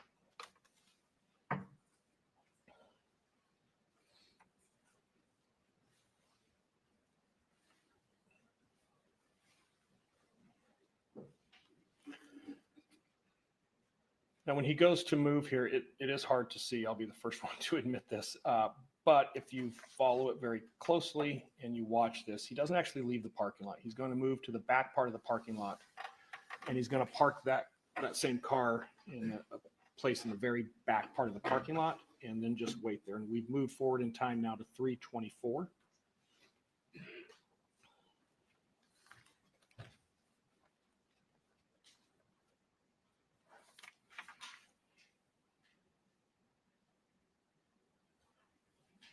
When you say waits there, are the phone records consistent with Baker remaining at this point in the target parking lot?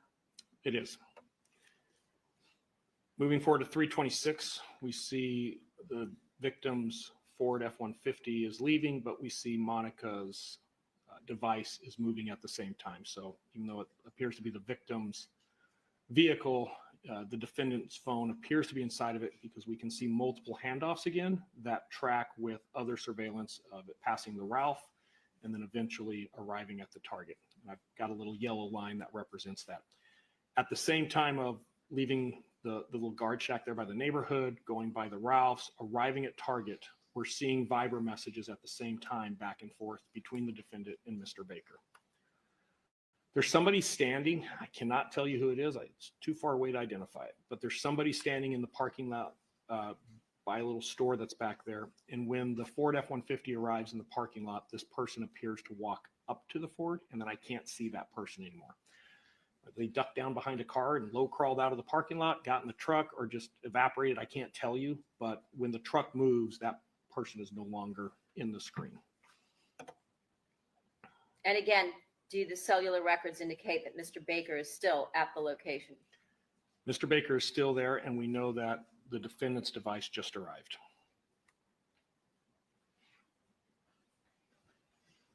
The vehicle Mr. Baker is driving is also still there.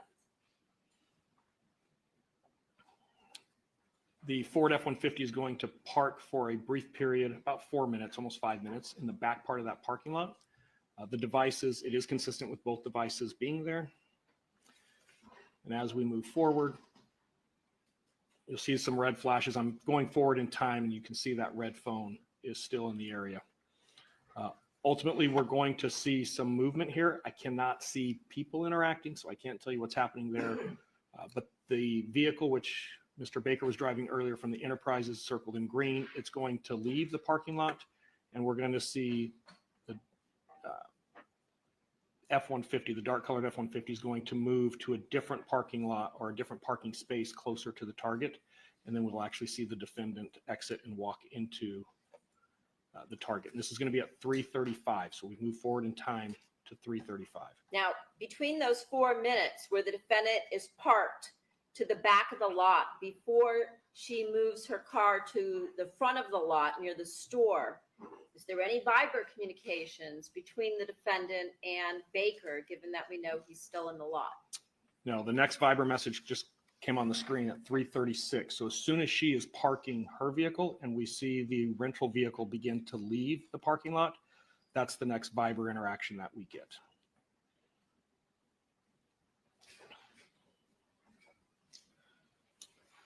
Going to see a message come up here it's an outgoing call from the defendant's phone to Jessica's phone. So we see that there's a call being made. It doesn't connect on the other side. We can also see at that same time Baker is still in the general area, and now Baker's device is moving off to the east. And we see that at 3:38. After that, that device is going to be turned off. We're not going to see it for a couple of hours. When you say turned off, what do you mean by that? Like he switches his phone off? I can't tell you he powers it off or puts it into airplane mode, but is no longer communicating with Sprint's network. Around the same time, 3:38, we see the defendant has now exited her vehicle. So when she parked, she actually stayed in the vehicle for a brief period.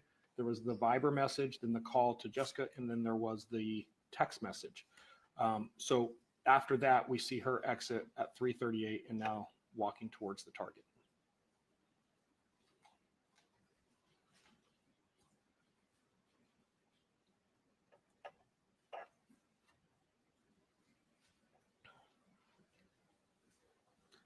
As she enters the store here, you can see that she's carrying her cell phone. She's going to get a shopping cart. When she comes back with the shopping cart, you can actually see her holding her cell phone in her hand, or a cell phone in her hand.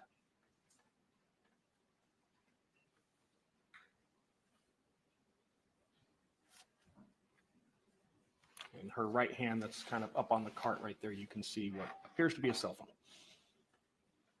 That's going to be at 3:39. So we've moved forward in time to 3:39. Mr. Baker's device has just been turned off. Well, it's no longer creating any records that we can see location. I can't tell you the moment that it disconnects, but it's no longer connecting. Let me back up there. We actually missed that. At 3:40, so right after we see that last clip where the defendant walked off with a shopping cart, at 3:40, she sends a text message through Facebook Instant Message to her daughter saying, "Don't be late to babysitting." The daughter's going to respond saying, "I won't, LOL."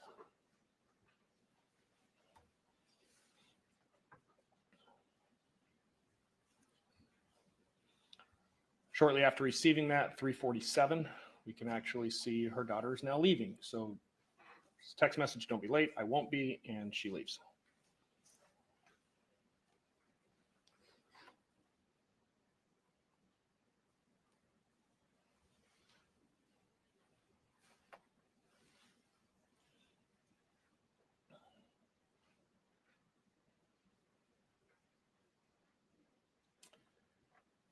3:53, there is information. Sorry, let me go back to that. At 3:53, there's a connection from the defendant's device to that ID. Sorry, let me pause this. The IDMSS Lite application accessing the surveillance system at the house.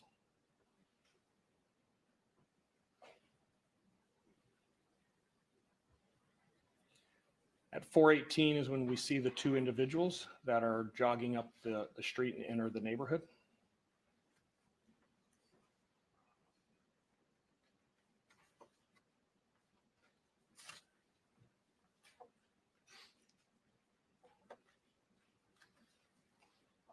Moving back to the target. It's 4:31 now, so we've gone forward slightly more than 15 minutes. We're going to see the defendant is going to now come out of the target. She's on her phone at this point. If you watch carefully, you'll actually see she kind of, I think, loses track of where she's at and has to redirect to the front door. But she's actually using her device at this time.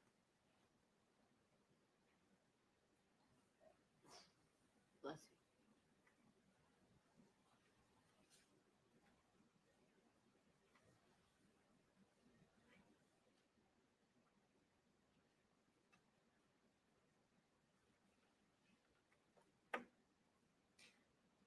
Moving to 4:32, she's now exited the store, going back to the vehicle.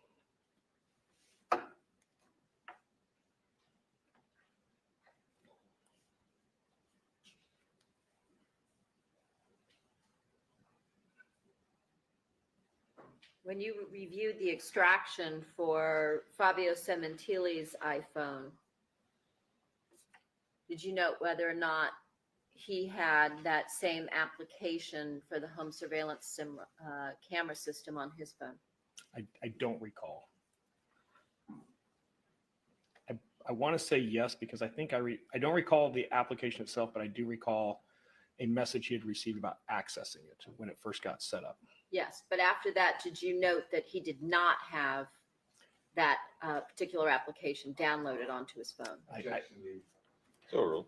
I don't recall, like I said earlier, Okay. ever seeing it. I'd have to go back to confirm that. Okay. By 4:38, the defendant has left the target.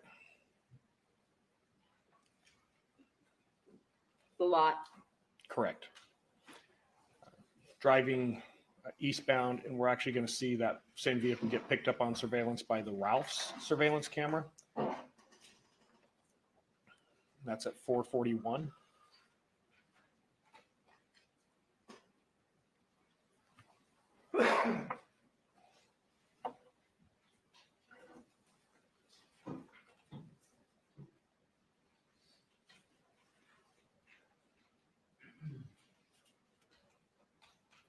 And then she's entering the store by 4:42.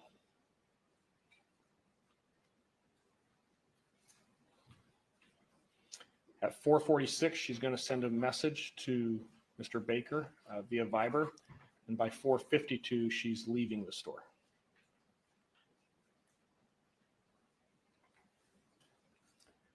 At 4:53, we see the black Porsche leaving.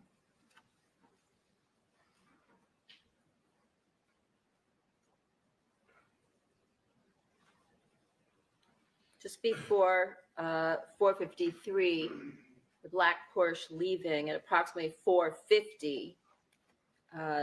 Did you note that the defendant deleted the Lifestyle Lounge application from her phone? I did. There's actually a handful of things that get deleted at that time, but the Lifestyle Lounge is one of the things, correct. By 4:56, we can actually see that Porsche passing the Ralphs, and by 5:03, we see the 150 arriving back in the neighborhood. At 5:14, there's another Viber message, and then we see Mr. Baker's phone is finally going to register back to the Sprint network. We see that it's moved from the last location. It's back just north, kind of northeast from the residence.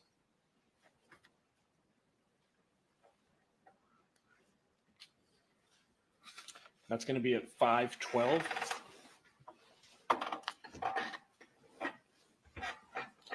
From here, we're going to see that it's going to go back up towards the apartment. I can't tell you he went to the apartment. I'll just tell you it's in the area of the apartment. That's by 5:30. So what's at 5:12? The phone comes back on. Okay.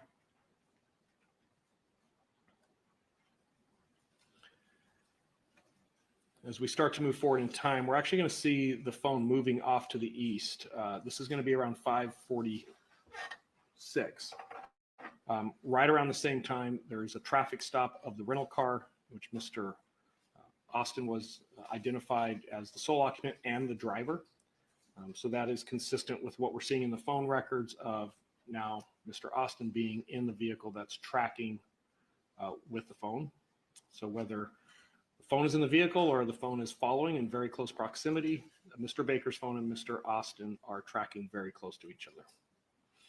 So we continue to move on. Oops, sorry.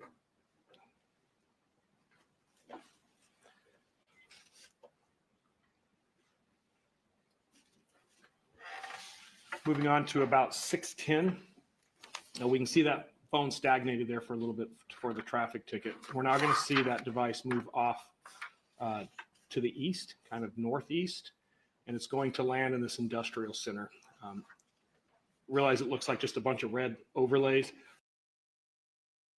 Okay, y'all, that's basically it. He was just showing. I just wanted us to watch that just to see. I've never really watched him testify, so I wanted to see how exactly how he did that.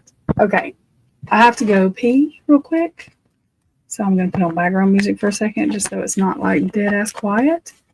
And anybody else have any other questions? Put them in the chat and I'll start them. Heather, I still don't understand how they're going to use that damn. Anyway, I'm not even talking about that because that's just the stupidest shit. They need to be worried about some damn DNA that they don't know. Not no damn car pulled over, try a seatbelt tip. They worried about all the wrong shit. I'm all the way confused at how we're anyway. So we're going to trial and we're taking with us all these exhibits that point directly away from Brian. Great, wonderful. And Idaho is okay with that. The other thing is, you ain't safe, you ain't safe, you ain't safe, you ain't safe. I cannot remember that song. It's a rap song, y'all. I think he's telling somebody some white girls ain't safe, but I don't think it matters what color you are. You ain't safe, you ain't safe.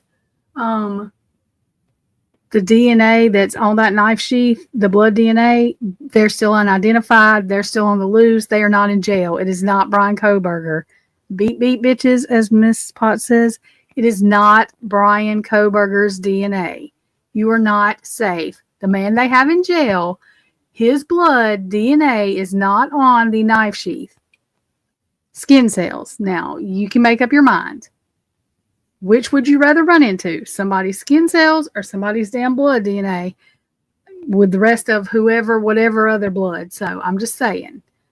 Viviana, lock your fucking doors. Sorry, you're not safe. You're not safe. Well, you might be. I don't know. But I'm just saying.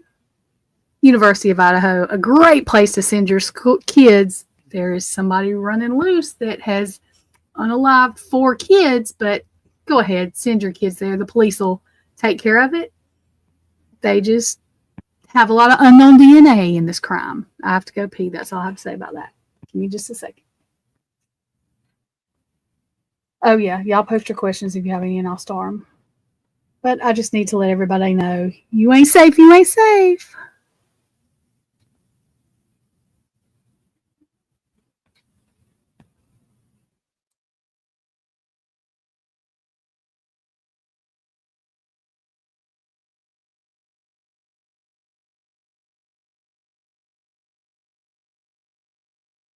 And if Drunk Turkey and them, and I usually don't say anybody's name, says they're safe, then I want him to send his daughter to the University of Idaho right now without any question. Just saying.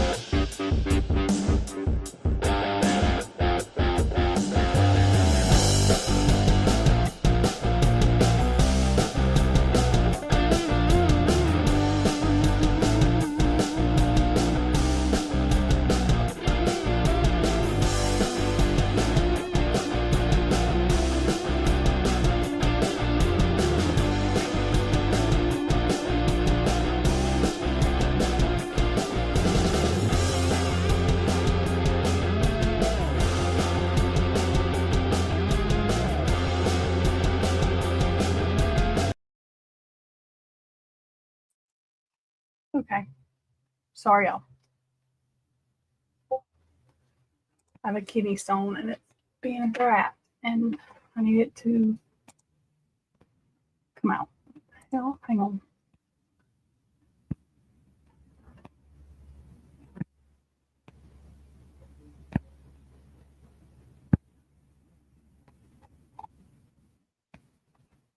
Maybe.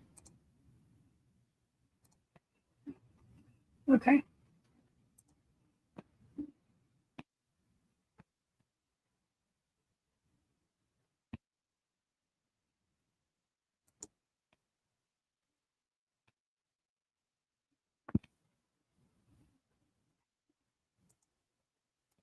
I don't know.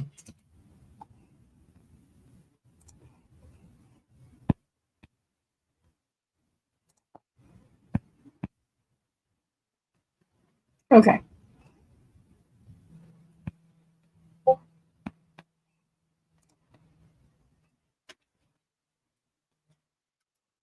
Hang on. Let me see. How the hell did she lose the live?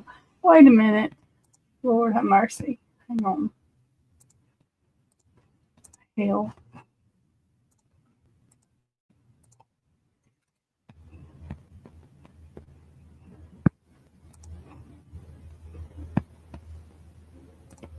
I don't know. That turkey probably be dry.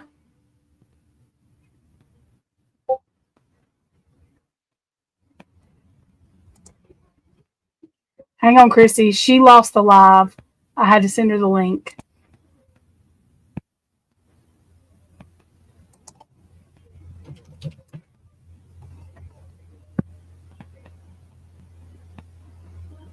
Christy's in here now. She'll post. Christy, will you post Jen Criminal Confidential's link?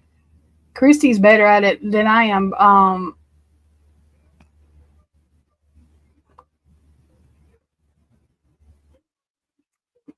My mind went blank.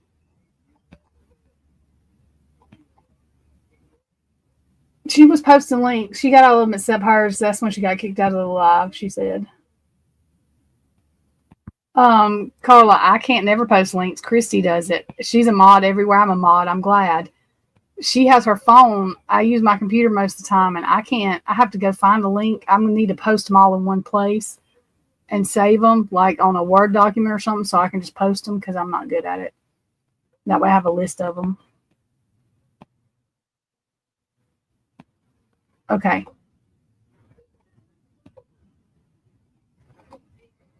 Has everybody got their questions in? I mean, if we have a couple more, whatever, it's fine.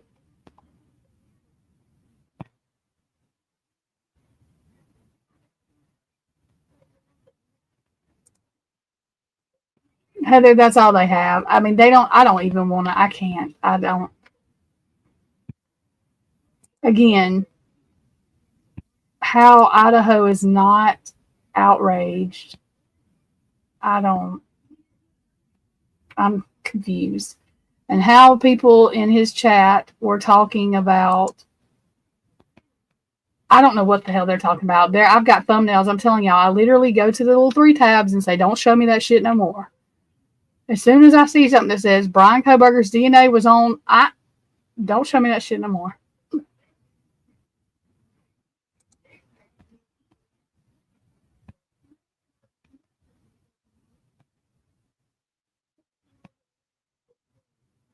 Okay. So I have 10 questions in here. And I have these. Let me get this cleaned off a little bit. So I'm spraying alcohol, y'all. So that way.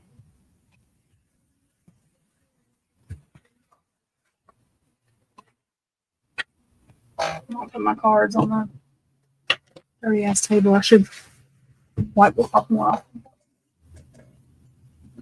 I need some WD-40 for this damn chair. I know. I can hear it squeaking. Okay, Angela, I see your question. I'll start that one too. 1 second.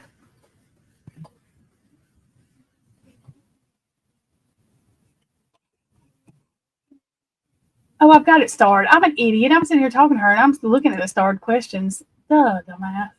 Sorry.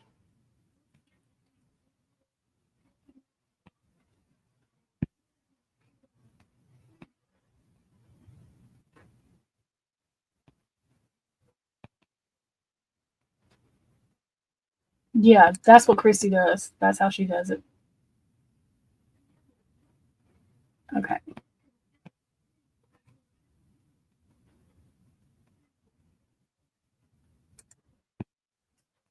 Oh, wait, I gotta fix that.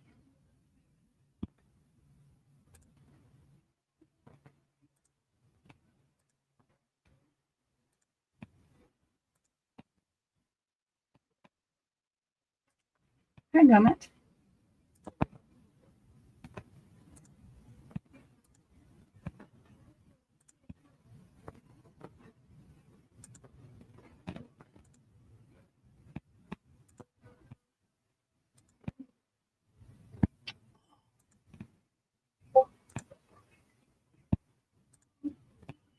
Wait, it's not what I want either. Hang on, y'all.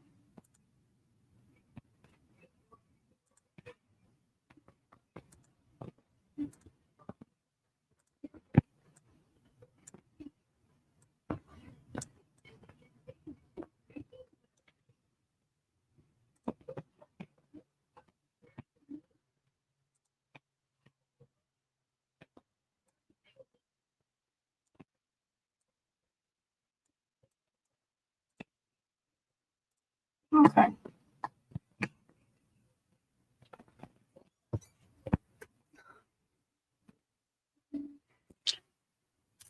Ow.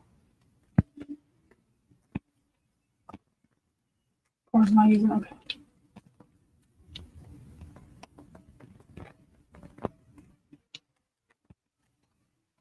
Okay, let's see.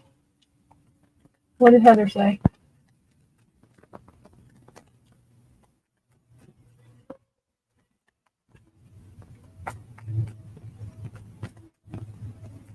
Oh, well, I didn't know that.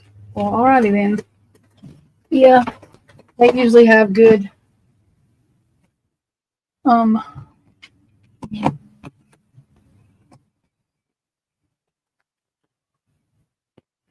things. Okay. So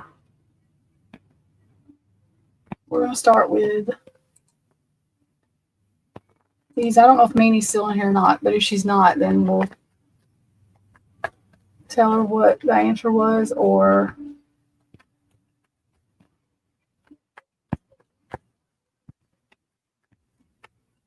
hang on, let me see.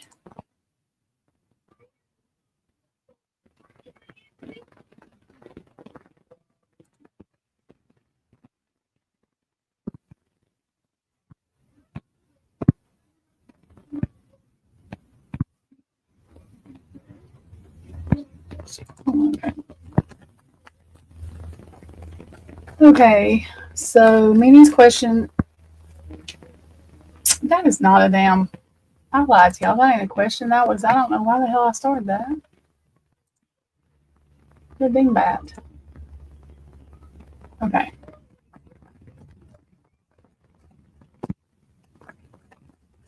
Did DM get a room in that house to spy on others? Kaylee, Maddie, Anna, Ethan, any of them?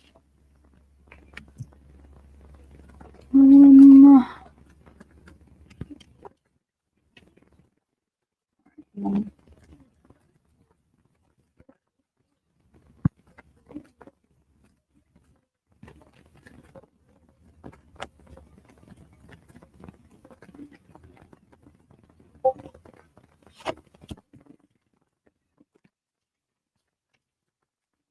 mm, yeah, I don't know if it was just to spy, but she is there for, let me pull one more, hang on.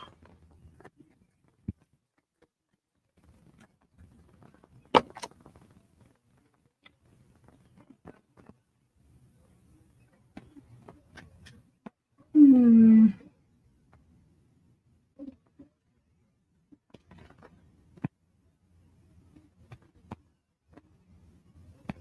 Hang on. Nine of Swords, so that's okay.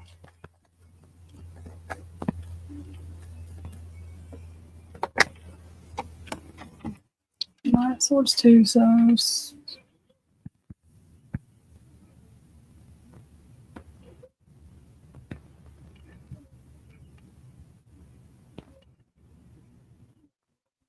she's there for different reasons than the others are there. It's not just for school. She's there for some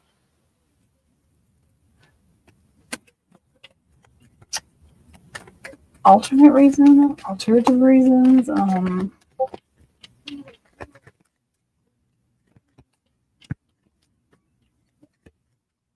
Get a clarifier on that. Hang on.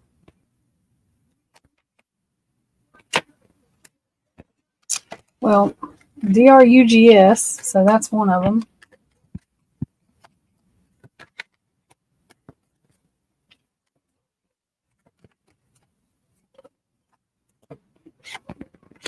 Yeah, she's there for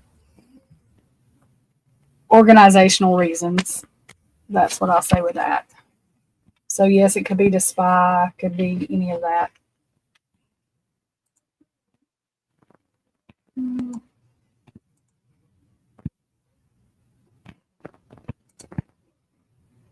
Well, Christy, I don't like that. We'll talk about that.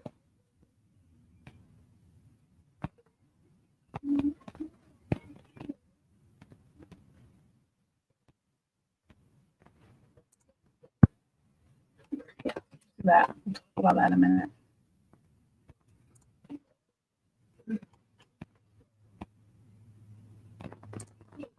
Okay. All right. I want to know who EG is that DM texted and if he went to the house. Are you talking about the driver and who Evan was during the 911 call? Yeah, that's weird. The Evan person is weird.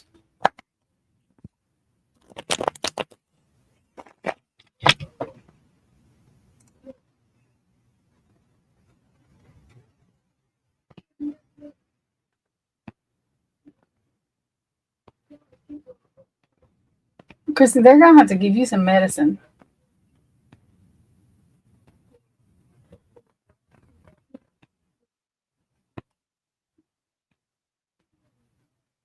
No, not the same people. But I'm saying, though, EG. Who is EG?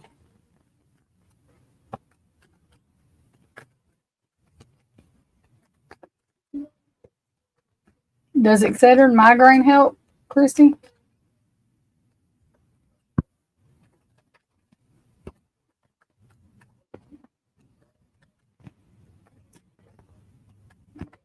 Oh, yeah. Okay, that's what you want to know? Is if EG is the driver? Okay.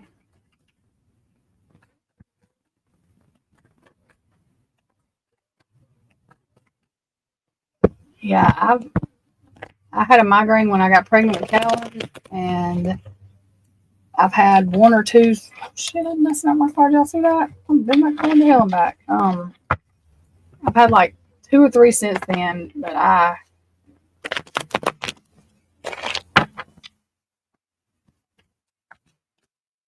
yeah, I was gonna say you might have to cover your eyes up and lay down in the dark. Okay, EG. That is who Dylan texted, though, wasn't it? I thought Eric Grover. Okay, yeah. Okay, that's what I was saying. It was the. I mean, we're gonna do this again, but I cannot remember what reading it was, but I got it. She texted the driver.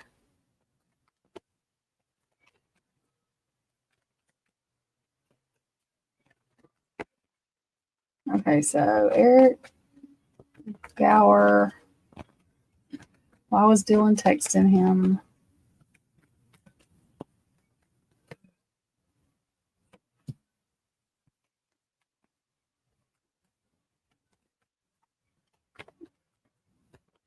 Like a decision that needs to be made, but the hidden truth as well. So there's something still hidden with that.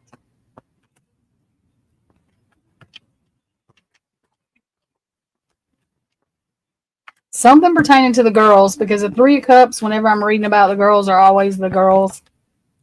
Like when they went out or whatever. So, and I know there's two of them, but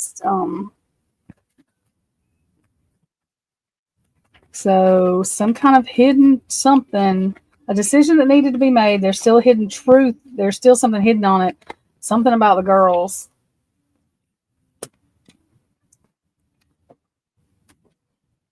Five of Swords.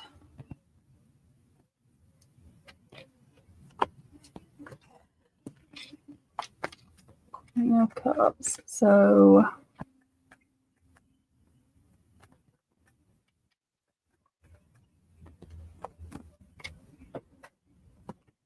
it's weird. Hang on.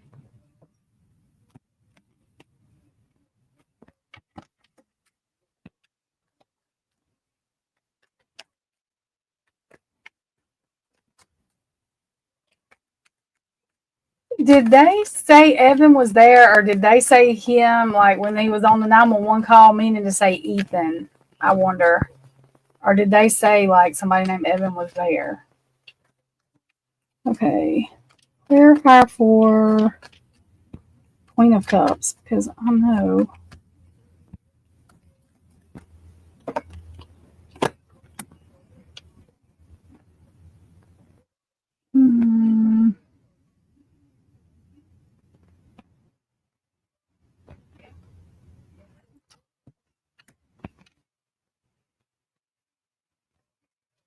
Hang on, I think it's something to do with the time that is. But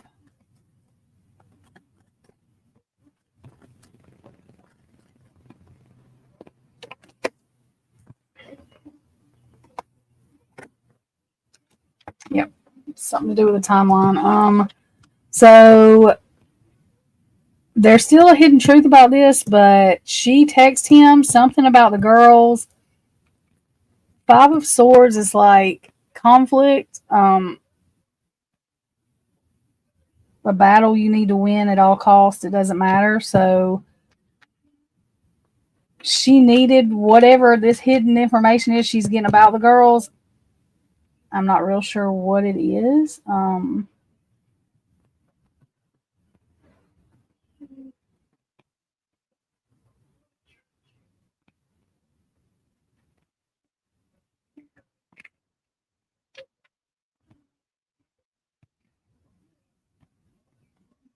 Keeping like drama down, something to do with the time change. Okay, let me ask this.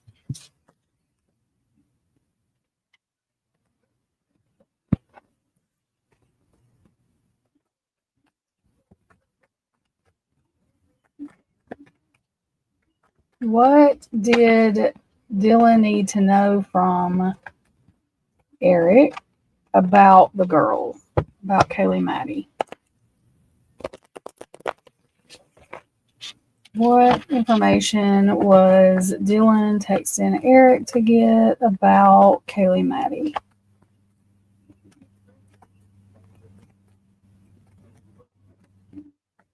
E.g. Okay, E.g.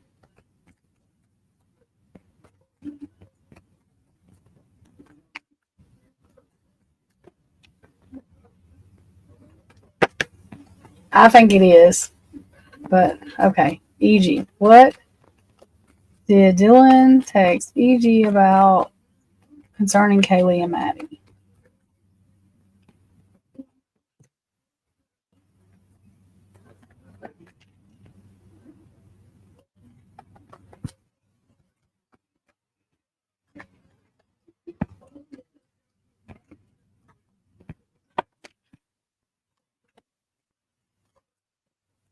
Now that's in reverse. So Knight of Pentacles is a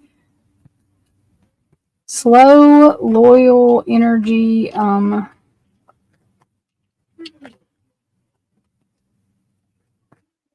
mean, it actually can be a driver, actually.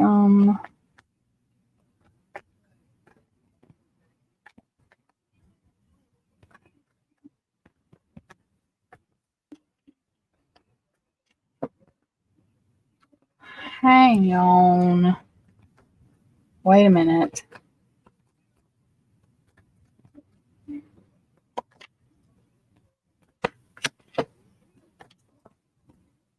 Something he was supposed to separate Kaylee and Maddie for some reason. Like, I'm not sure what it is, but literally that's why I asked him the hermit come out, because the Two of Cups in reverse is like a disconnection, like a separation of two people. They're emotionally connected. It doesn't have to be like a couple, but and then like in my head I was like, was he supposed to separate Kaylee and Maddie? And then the hermit come out. So allegedly, not fact, my opinion, and I need to put up my stinking banner. There we go. He was supposed to separate them, so that's got something to do with the hidden truth. I'm not sure why. I'm not really. It's real fuzzy. Like, it might be something we're not supposed to know right now. Can't know right now, or I just can't get right now. But he was supposed to separate them. That's weird. That's really weird. That's really, really weird. Okay, who is Evan during the 911 call? Let's see.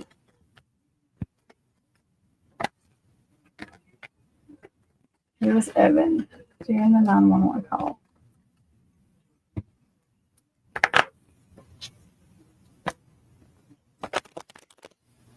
God, let's fix that.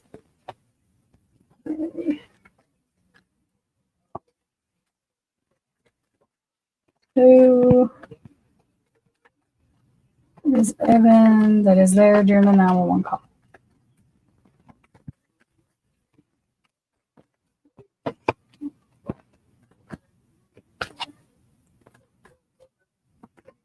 Really?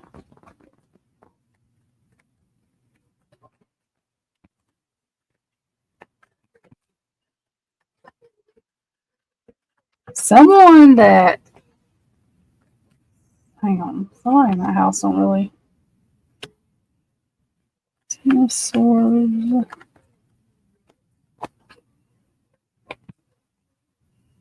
Reversed.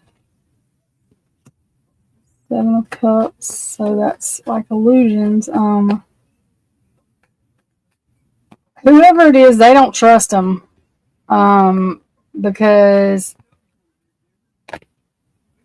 Four of Cups upright is like apathy, not being satisfied with something, not being satisfied with what's offered. Like, so when asking about him,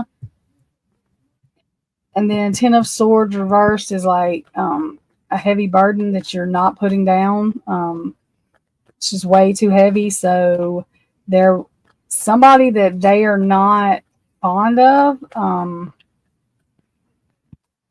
And Seven of Cups is like choices, but like with illusions in them. So they don't see him as someone that they trust, in my opinion.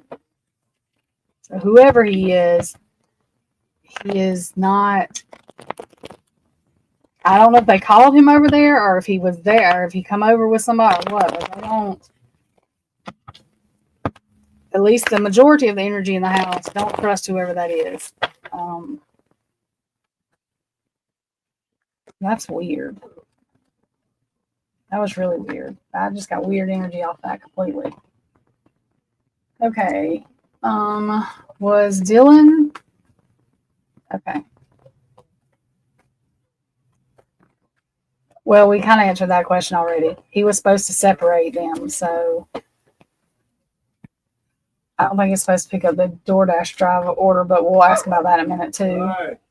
What's going on with that? I think that's a fake part of the thing.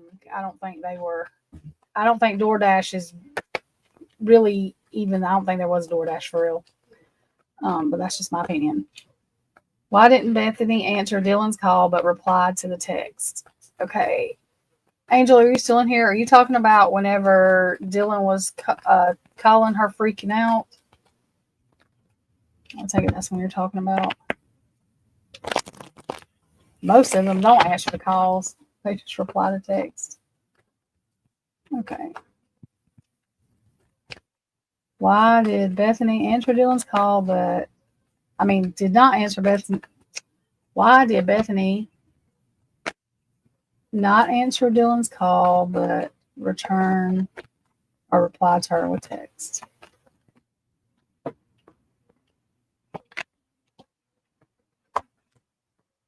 Knight of Wands. That is just what they do. I mean, that's just literally the Knight of Wands is like a younger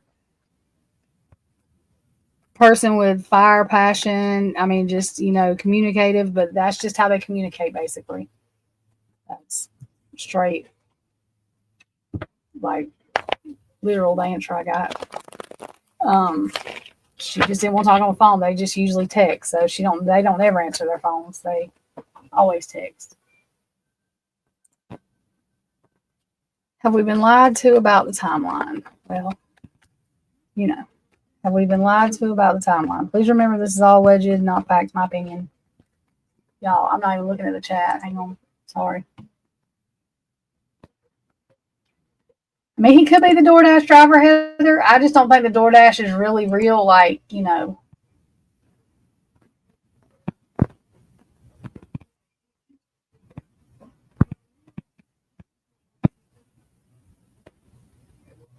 may be, but it's not somebody they trust. Okay, I wanted to make sure I wasn't. Okay.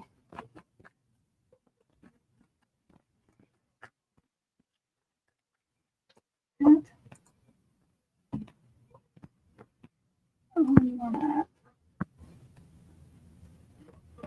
Okay, have we been lied to about the timeline?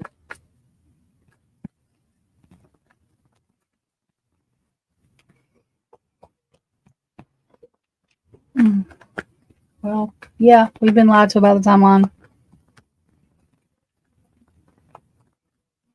Temperance in reverse, that's a lack of balance, a lack of stability, basically. Oh, and the devil exposed. Yeah, we've been lied to about the timeline. We have been lied to, and they do not. This is the devil in reverse. They are not wanting to let go of that toxicity from lying about it at all. Period. That's what that means. So I don't even know if they know exactly what I don't even know if they can narrow it down, but they are not gonna. They don't want to change anything, and the reason is probably because of perjury, because they've already testified in court to it and stuff like that, so they probably can't change it.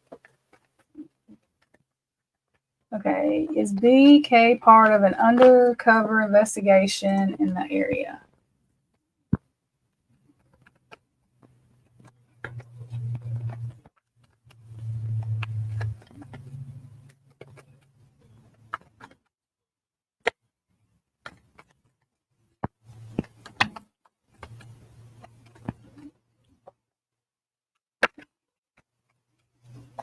Okay.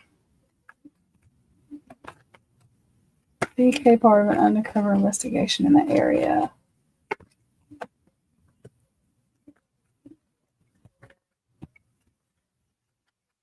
The Empress card is an innocent card, y'all, usually, especially when it comes up right. It can mean somebody's pregnant, but in BK's place, he's not pregnant. So I don't think he's part of the investigation either. But that card coming out is I think he's innocent. I just do. Queen of Swords, telling the truth about his innocence. No, I don't think he's part of the investigation. I do think that's his energy coming out saying he's innocent. Queen of Swords is like the Queen of Truth. And also Queen of Swords doesn't think on their emotion, and he doesn't because he's on the spectrum, so they think logical, and that's basically what he thinks. And the Empress is nurturing, it's the innocence card. What I use it for most of the time. Okay, so Carla. Why did the roommate or whoever call 911? Why did they tell 911 and report an unconscious person? Blood was everywhere. Okay. Why did whoever started with 911? Why did they say that Xana was unconscious? Why didn't they mention any of the wounds they saw?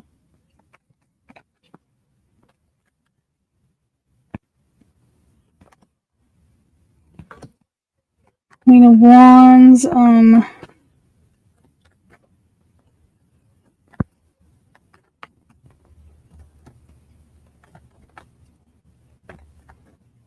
okay, so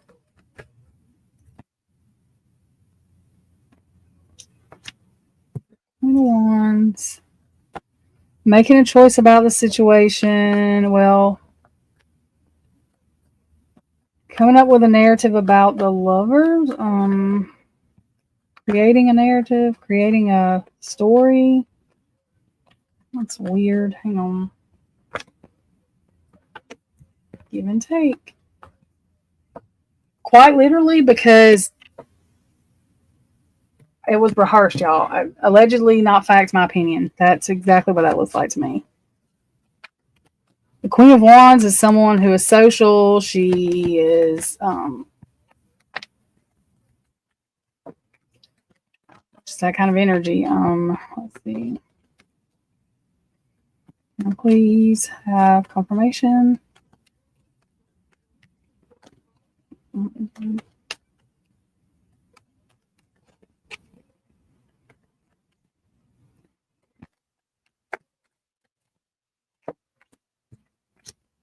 Fired.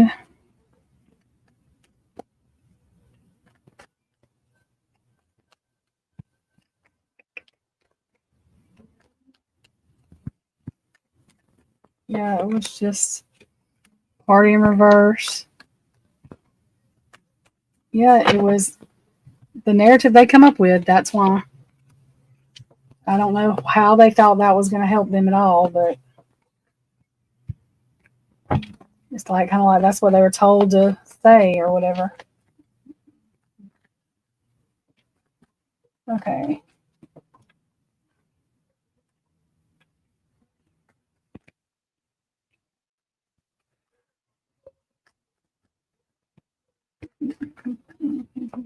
Okay, hang on. So did JD have Murphy when it happened? Okay. Did JD have Murphy when it happened? Did JD have Murphy when it happened?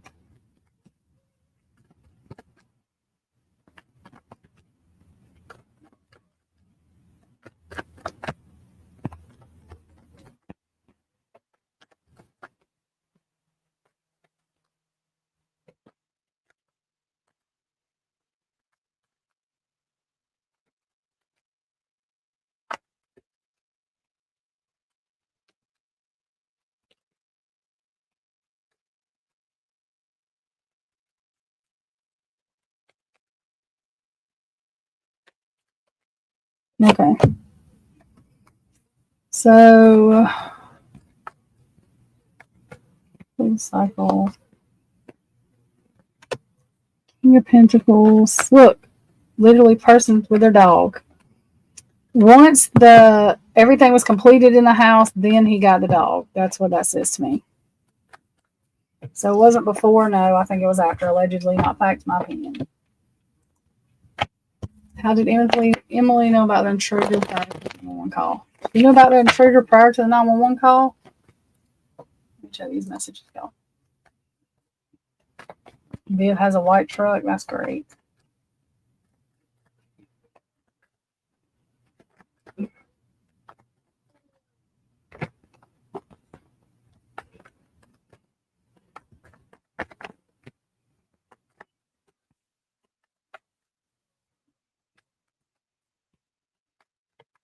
Okay.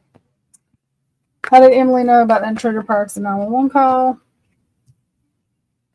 Queen of Pentacles. Oh, shit. In reverse. That's an unbalanced, a greedy, manipulative, conniving energy. Like in it for what she can get out of it. So she probably knew something. Death and rebirth. Yes, she needs to put a halt to everything she's doing now and transform. because of the Ten of Cups in reverse, which is the separation, the murder basically of the roommates. I mean, of the four. So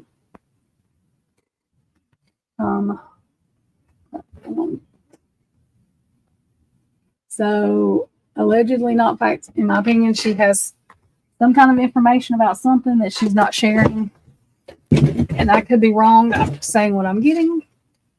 That's what I got.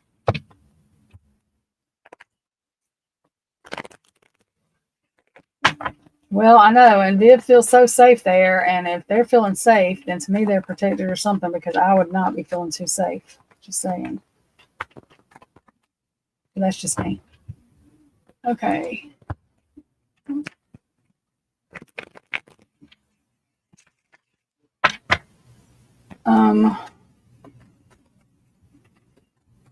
So Emily, which probably means Hunter, had some kind of inside information. That's what I'm getting. I'm not saying they did it or anything like that, but they had some kind of inside information that, or something.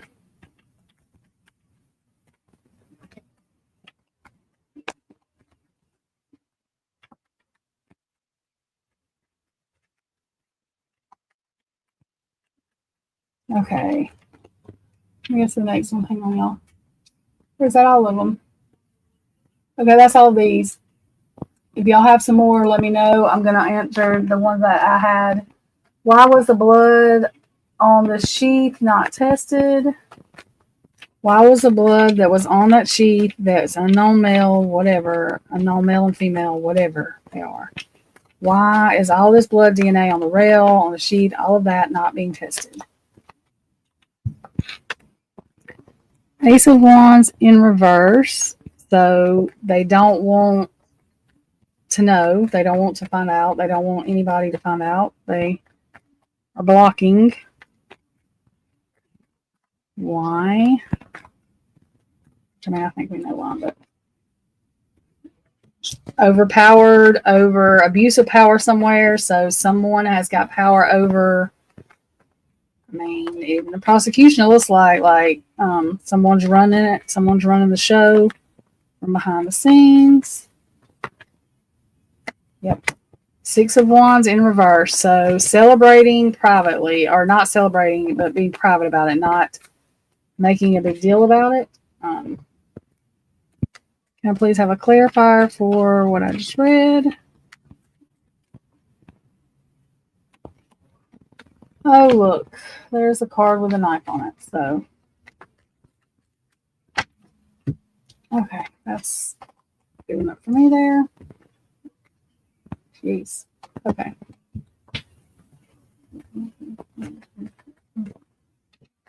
Why does the state really not want alternate suspects brought in, brought up, or even go down that route? Why is the state wanting to take out any way for him to show alternate suspects?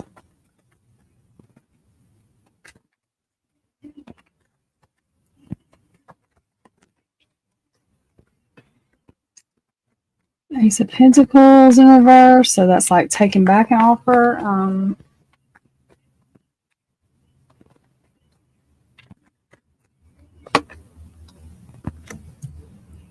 Ten of Wands, a heavy burden.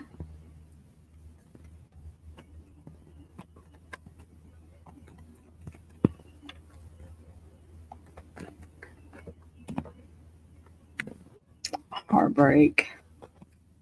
So he is still, or he, she, whatever, they're still, I'm already on. I don't forget what I was doing, Lord have mercy.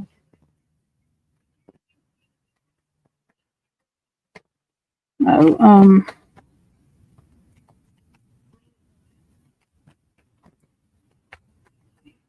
let's see. Okay. King of Swords, so King of Truth. So yeah,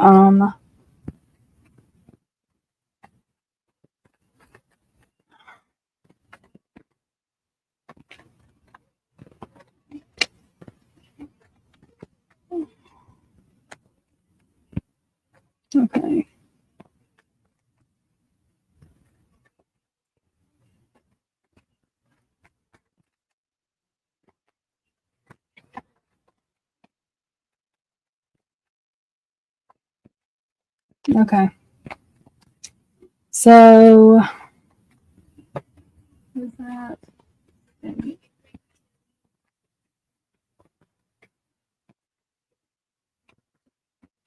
Okay, so somebody took an offer back, heavy burden, heartbreak, and King of Swords, wanting to speak the truth but not able to. Okay. That's not about Moscow. Okay. And let's see. Why is Bethany's statement not in the PCA?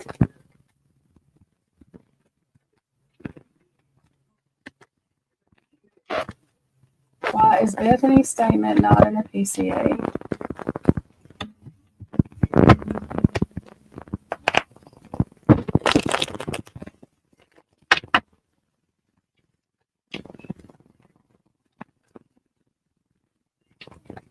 Why is Bethany's not all these cards? Why is Bethany's statement not in the PCA?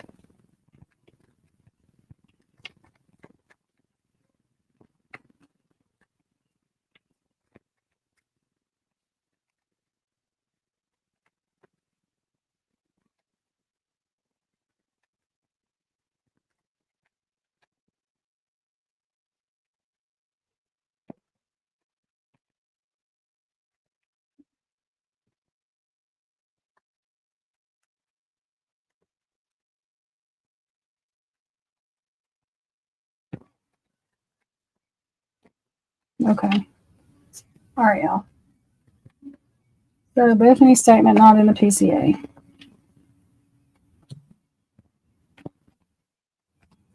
Seven of Wands reversed, so that's like no protection, basically. I mean, it just comes off. Six of Swords, she can't get away to get to calmer waters.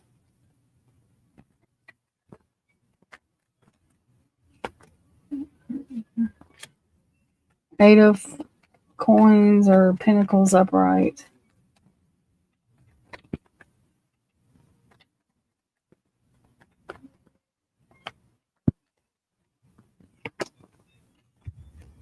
Hierophant for reverse. So this is her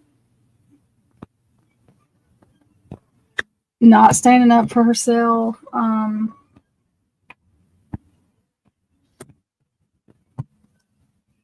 Not wanting anybody to, to do it in the first place. She wants to be able to do it by herself. The Hierophant reverse is like married to like an organization or something. You don't do things with traditional values.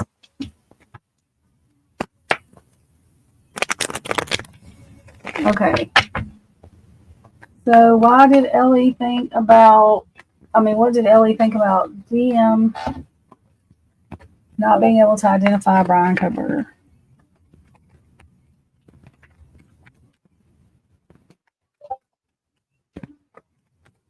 All right. The Hangman in reverse. Trying to get her to see it from a different perspective. Wow.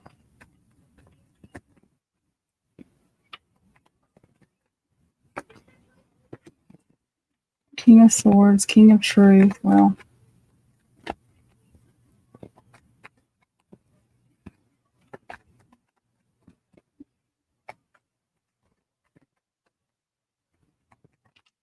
okay. Five of Cups. So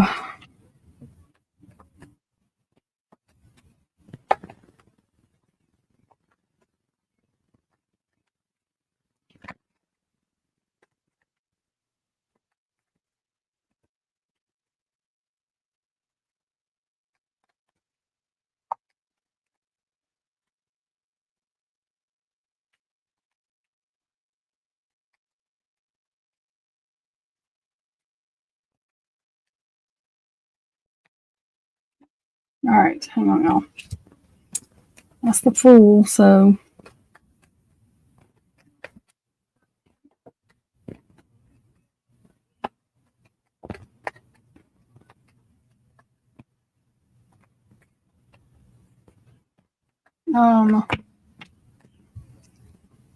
not getting a straight answer about that. So we'll skip it and we'll come back to it.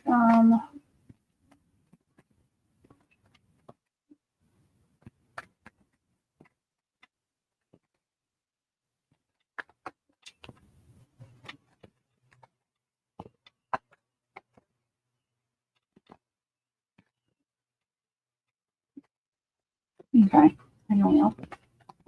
Okay, does LE and the state think that Dylan and Bethany are really involved? Does anybody from the state or LE secretly think Dylan and Bethany are involved? There's that Three of Cups. So,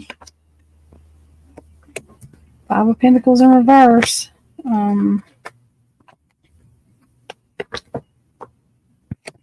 The Moon reverse. Secrets will be coming out.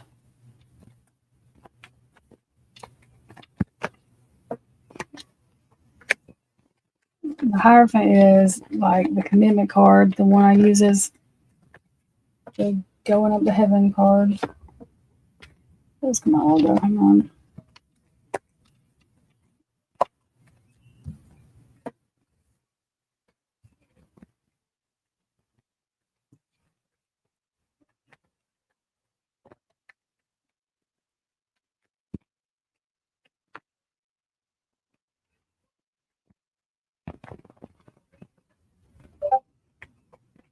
Okay, hang on, y'all.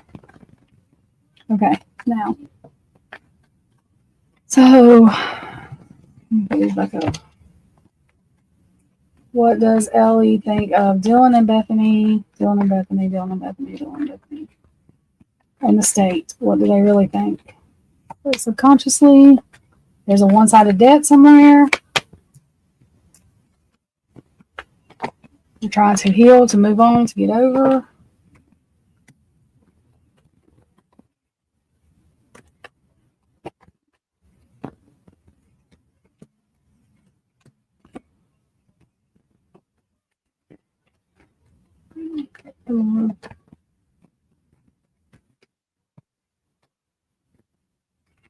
Okay. So it looks like they do know that they could be guilty, but they don't think they're guilty like of doing the crime itself. They may be guilty of like not calling 911, but I think they just wrote them a question thing so they could have a lunchtime or whatever. I don't really know how they did that.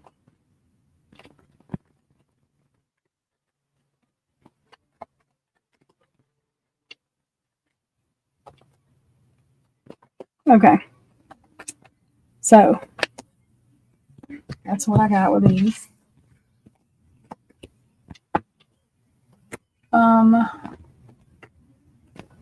Do the girls know who did this and they're lying for them? Okay.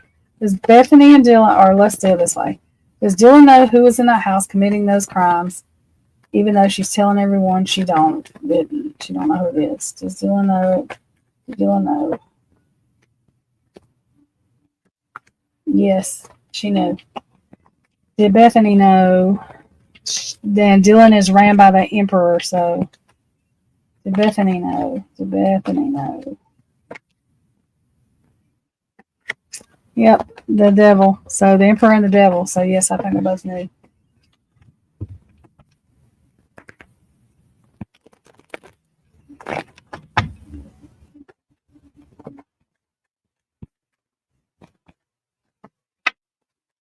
All right. Anybody else have any other questions before I end this so I can get something done before paint goes live, maybe? Okay, well, if y'all think of any other questions, y'all can email me at tarot.echoes@gmail.com or just leave it in the comments on any of the like readings. Or if you have Discord, you can send it to me in Discord, anything like that. Okay, thank y'all for being here, and don't forget to watch Kane in just a little bit. I'm going to actually take some medicine so my kidney don't start hurting again. Hang on, let me see, Tammy. Wait a minute. B and B note.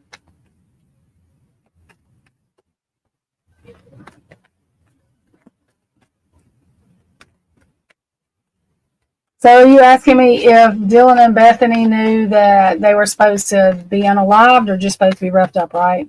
Let's see. Okay, so I want 2 cards. Oh, shit.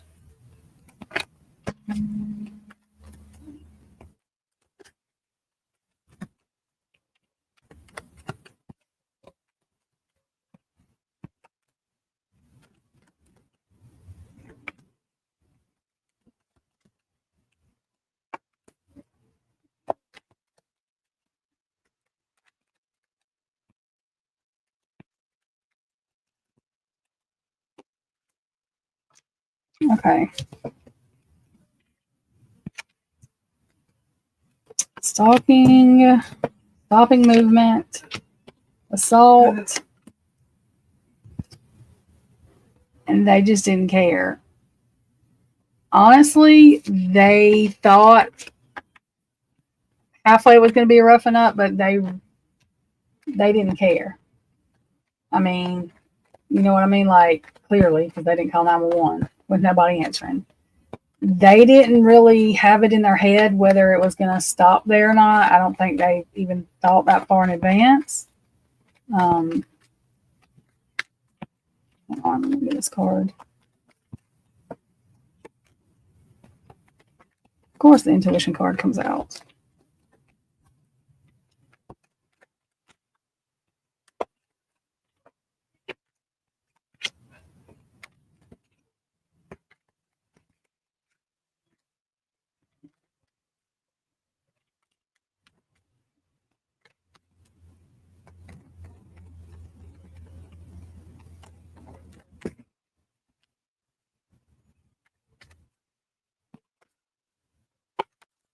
Okay. Here's the cleanup card. So, yeah, I think that, yep. Oh, look, there's a knife card. Yep. They knew something drastic was going to happen.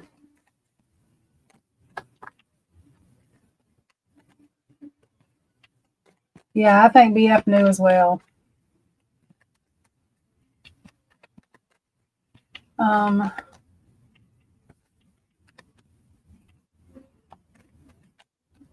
Did EG bring Dylan food after she texted him? No, he was supposed to. She texted him. We did that already. Please. He was supposed to separate Dylan and Maddie some way. There was, I don't know what. There's still something hidden with that, but it was a separate. He was supposed to separate them. I don't know why, but he was supposed to separate them.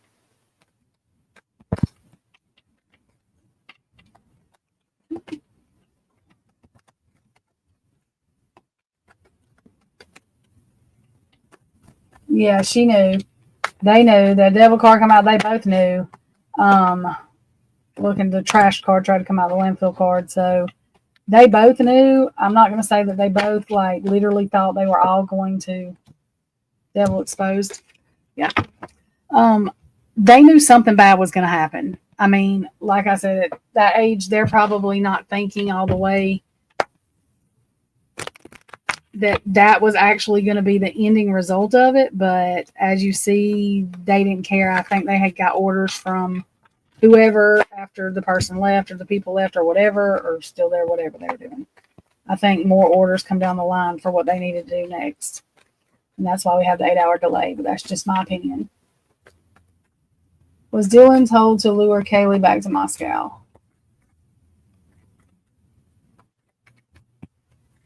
No, we're not even trying to read cards on Heather because her energy is not going to act up with my damn cards because they will. She knows how to block all that. High Priestess, higher knowledge. A one-sided debt. Yes.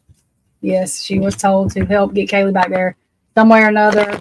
I think more than one of them was told that, though. And just whoever could do it first, the fastest, whatever. I think that's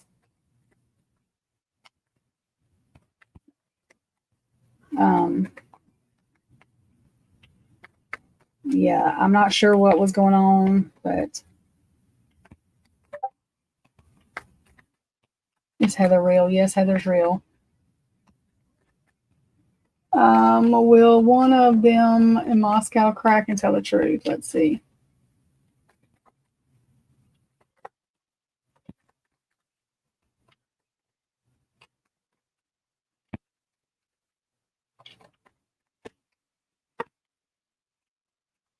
Yeah, there's going to be some kind of breakthrough. So there's going to be some truth coming out, which if y'all are on Discord, who asked me that? Angela, if you go to the Idaho 4 research thing, I put up the court astrology for August, September. I also put up the crime chart, but if you'll look at that, it'll show you where the state's going to have a hard time and the defense and all that. But it is it's her fighting corruption. Yeah, you're on the Discord. It's her fighting corruption.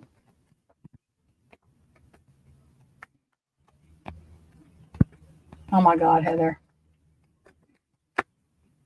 Hey, nothing have asked. How are you?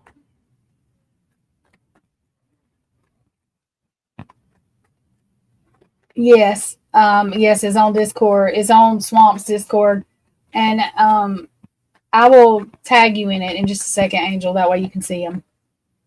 But yeah, it's like a one-sided debt, but this Ace of Swords is like a breakthrough, a sudden breakthrough of truth. So yeah. Well, Ann Taylor, what twist? Good Jesus, Lord have mercy. Both of them saved the day. We ain't got to have a card for that. We ain't even got to have a card for those. We don't need cards for Ann Taylor nor Ray. He just needs his hat. He don't need no. I only have to pull cards for that. Yes, Twiz is a give and take. So she's probably will because she acts fairly. That's what that card means. She acts fair. So.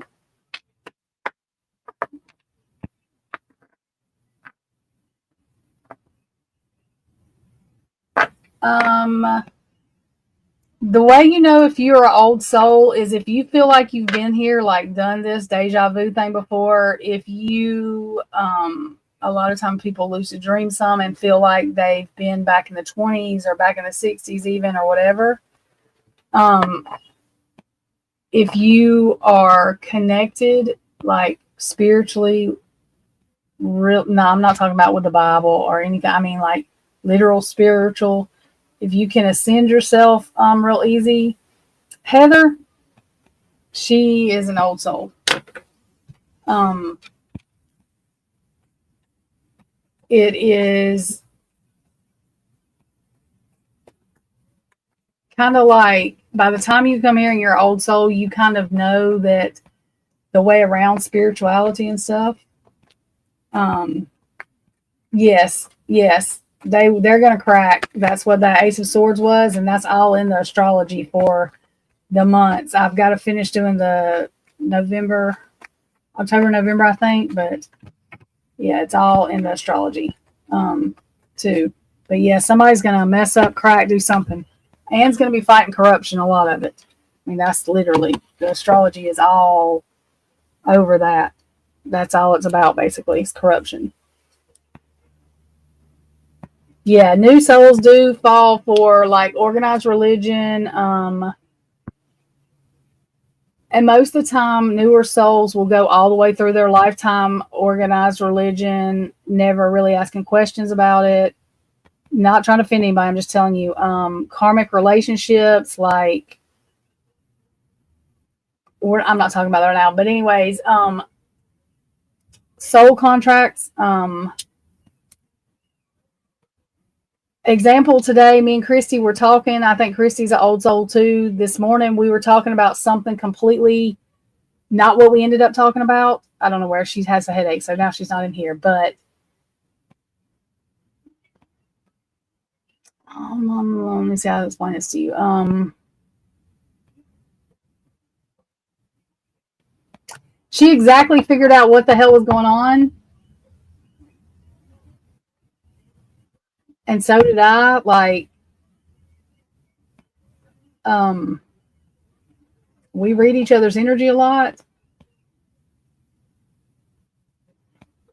I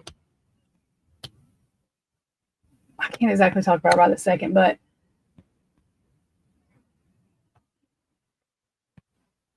let me see. How do we do this? I'm trying to figure out how to word it better. The easier it is for you to heal things, the easier it is for you to, and I know some people don't believe in like karmic relationship. Okay, like if you meet somebody and feel like you've known them for fucking ever, I mean, fucking ever, then more than likely, like you're able to realize that you've had some kind of past life with them. And I will tell you this, when you have a contract or you don't heal something, like if it's a karmic relationship, you don't have to stay in it. Twin flames and stuff, I don't really, these dogs are just getting knocked the fuck out. But twin flames and stuff, like, I don't really know if I believe, like, I just believe in soulmates or soul contracts, like, but karmic relationships are most of the time relationships that you've had in your past that have not been healed. You can also have a soul contract. I believe this. I don't know who else believes it. With somebody, and you cannot get away from them no matter what the freak you do.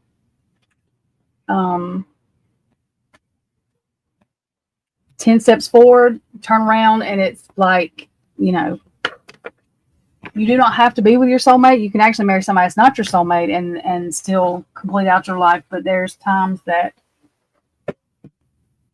no matter what you want to do or what you want to believe or what you want to think you're doing, it doesn't happen that way. People can be, you can have family that's like your soul, like friends, soul contracts. I have a couple of friends that I feel like Heather, Christy, we met on YouTube. So, but it was weird because we all connected very, I don't know. We get along very good. We can read each other's thoughts most of the time and all of that. What are y'all laughing about?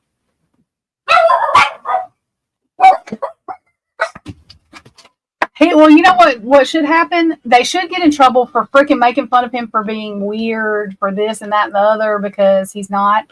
He just processes emotion honestly. See, the thing, somebody's knocking the door and these fucking dogs are barking. Wait a minute, y'all. Damn it. Oh.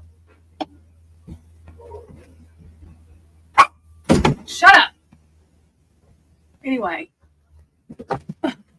Really? I just knocked my board over there. Okay. What the hell was I saying? Oh, yeah.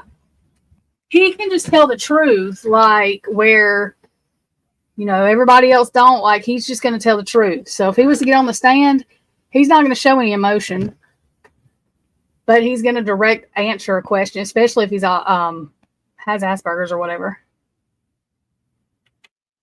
We can't tell that with cards. Twiz wants to be related to Brian so bad, so he might as well be. I think that's his soul contract. Brian Koberger and Cy Ray. I do. That's what I believe.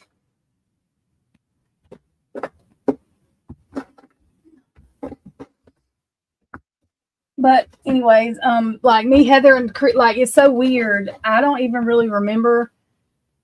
Well, I do remember me and Heather started talking in Thought Riot because I needed a document, and I'd seen her a bunch, and I knew that she was good at stuff or whatever. But like in 5 seconds, I had the document. I was like, "What the hell's going on here?" And that's how me and Heather become friends. And then me and Christy become friends because I went into Kiki's thing. I saw her one day. I was working, but I was doing email cases or whatever, and I didn't have a lot to do, so I went into Kiki's thing, and that's how me and me and Christy met, and then she started coming into my tarot reading things. Oh, and Jen. Well, I met Jen because of Heather and Christy. Well, Heather mainly. Criminal Confidential, but we all kind of, I don't know, we just all got real close without even trying to. It's like we've known each other forever, so my soul better be old. I'm not fucking coming back. Do y'all hear me? I am not fucking coming back. I am not coming back. Well, you know, Robert's nephew died. His little nephew, he was 9. His brother just passed not too long ago, and that's his brother's son. He was autistic, and I think they got in a car wreck or something last night, and he passed away. So I think she's been helping, like, Robert and stuff, and she hasn't been on Discord as much. I think she's going to do mainly her YouTube stuff during the weekdays. I think that may not be right, but right now, because that happened with Robert, yeah, he's not. I was not. Hell, I don't think we done okay last night. Kids and animals. Yeah. So.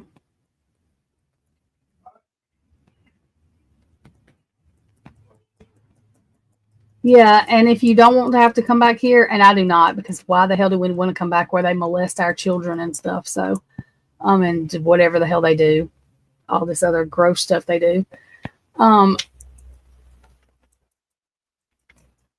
Just make sure that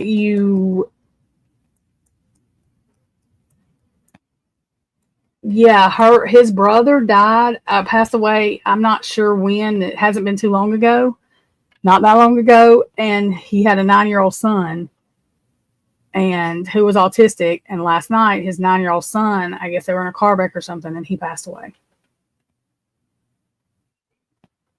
Yes, Maddie that has to do with Emma. There's a reading I have of that too fast. That has to do with Emma.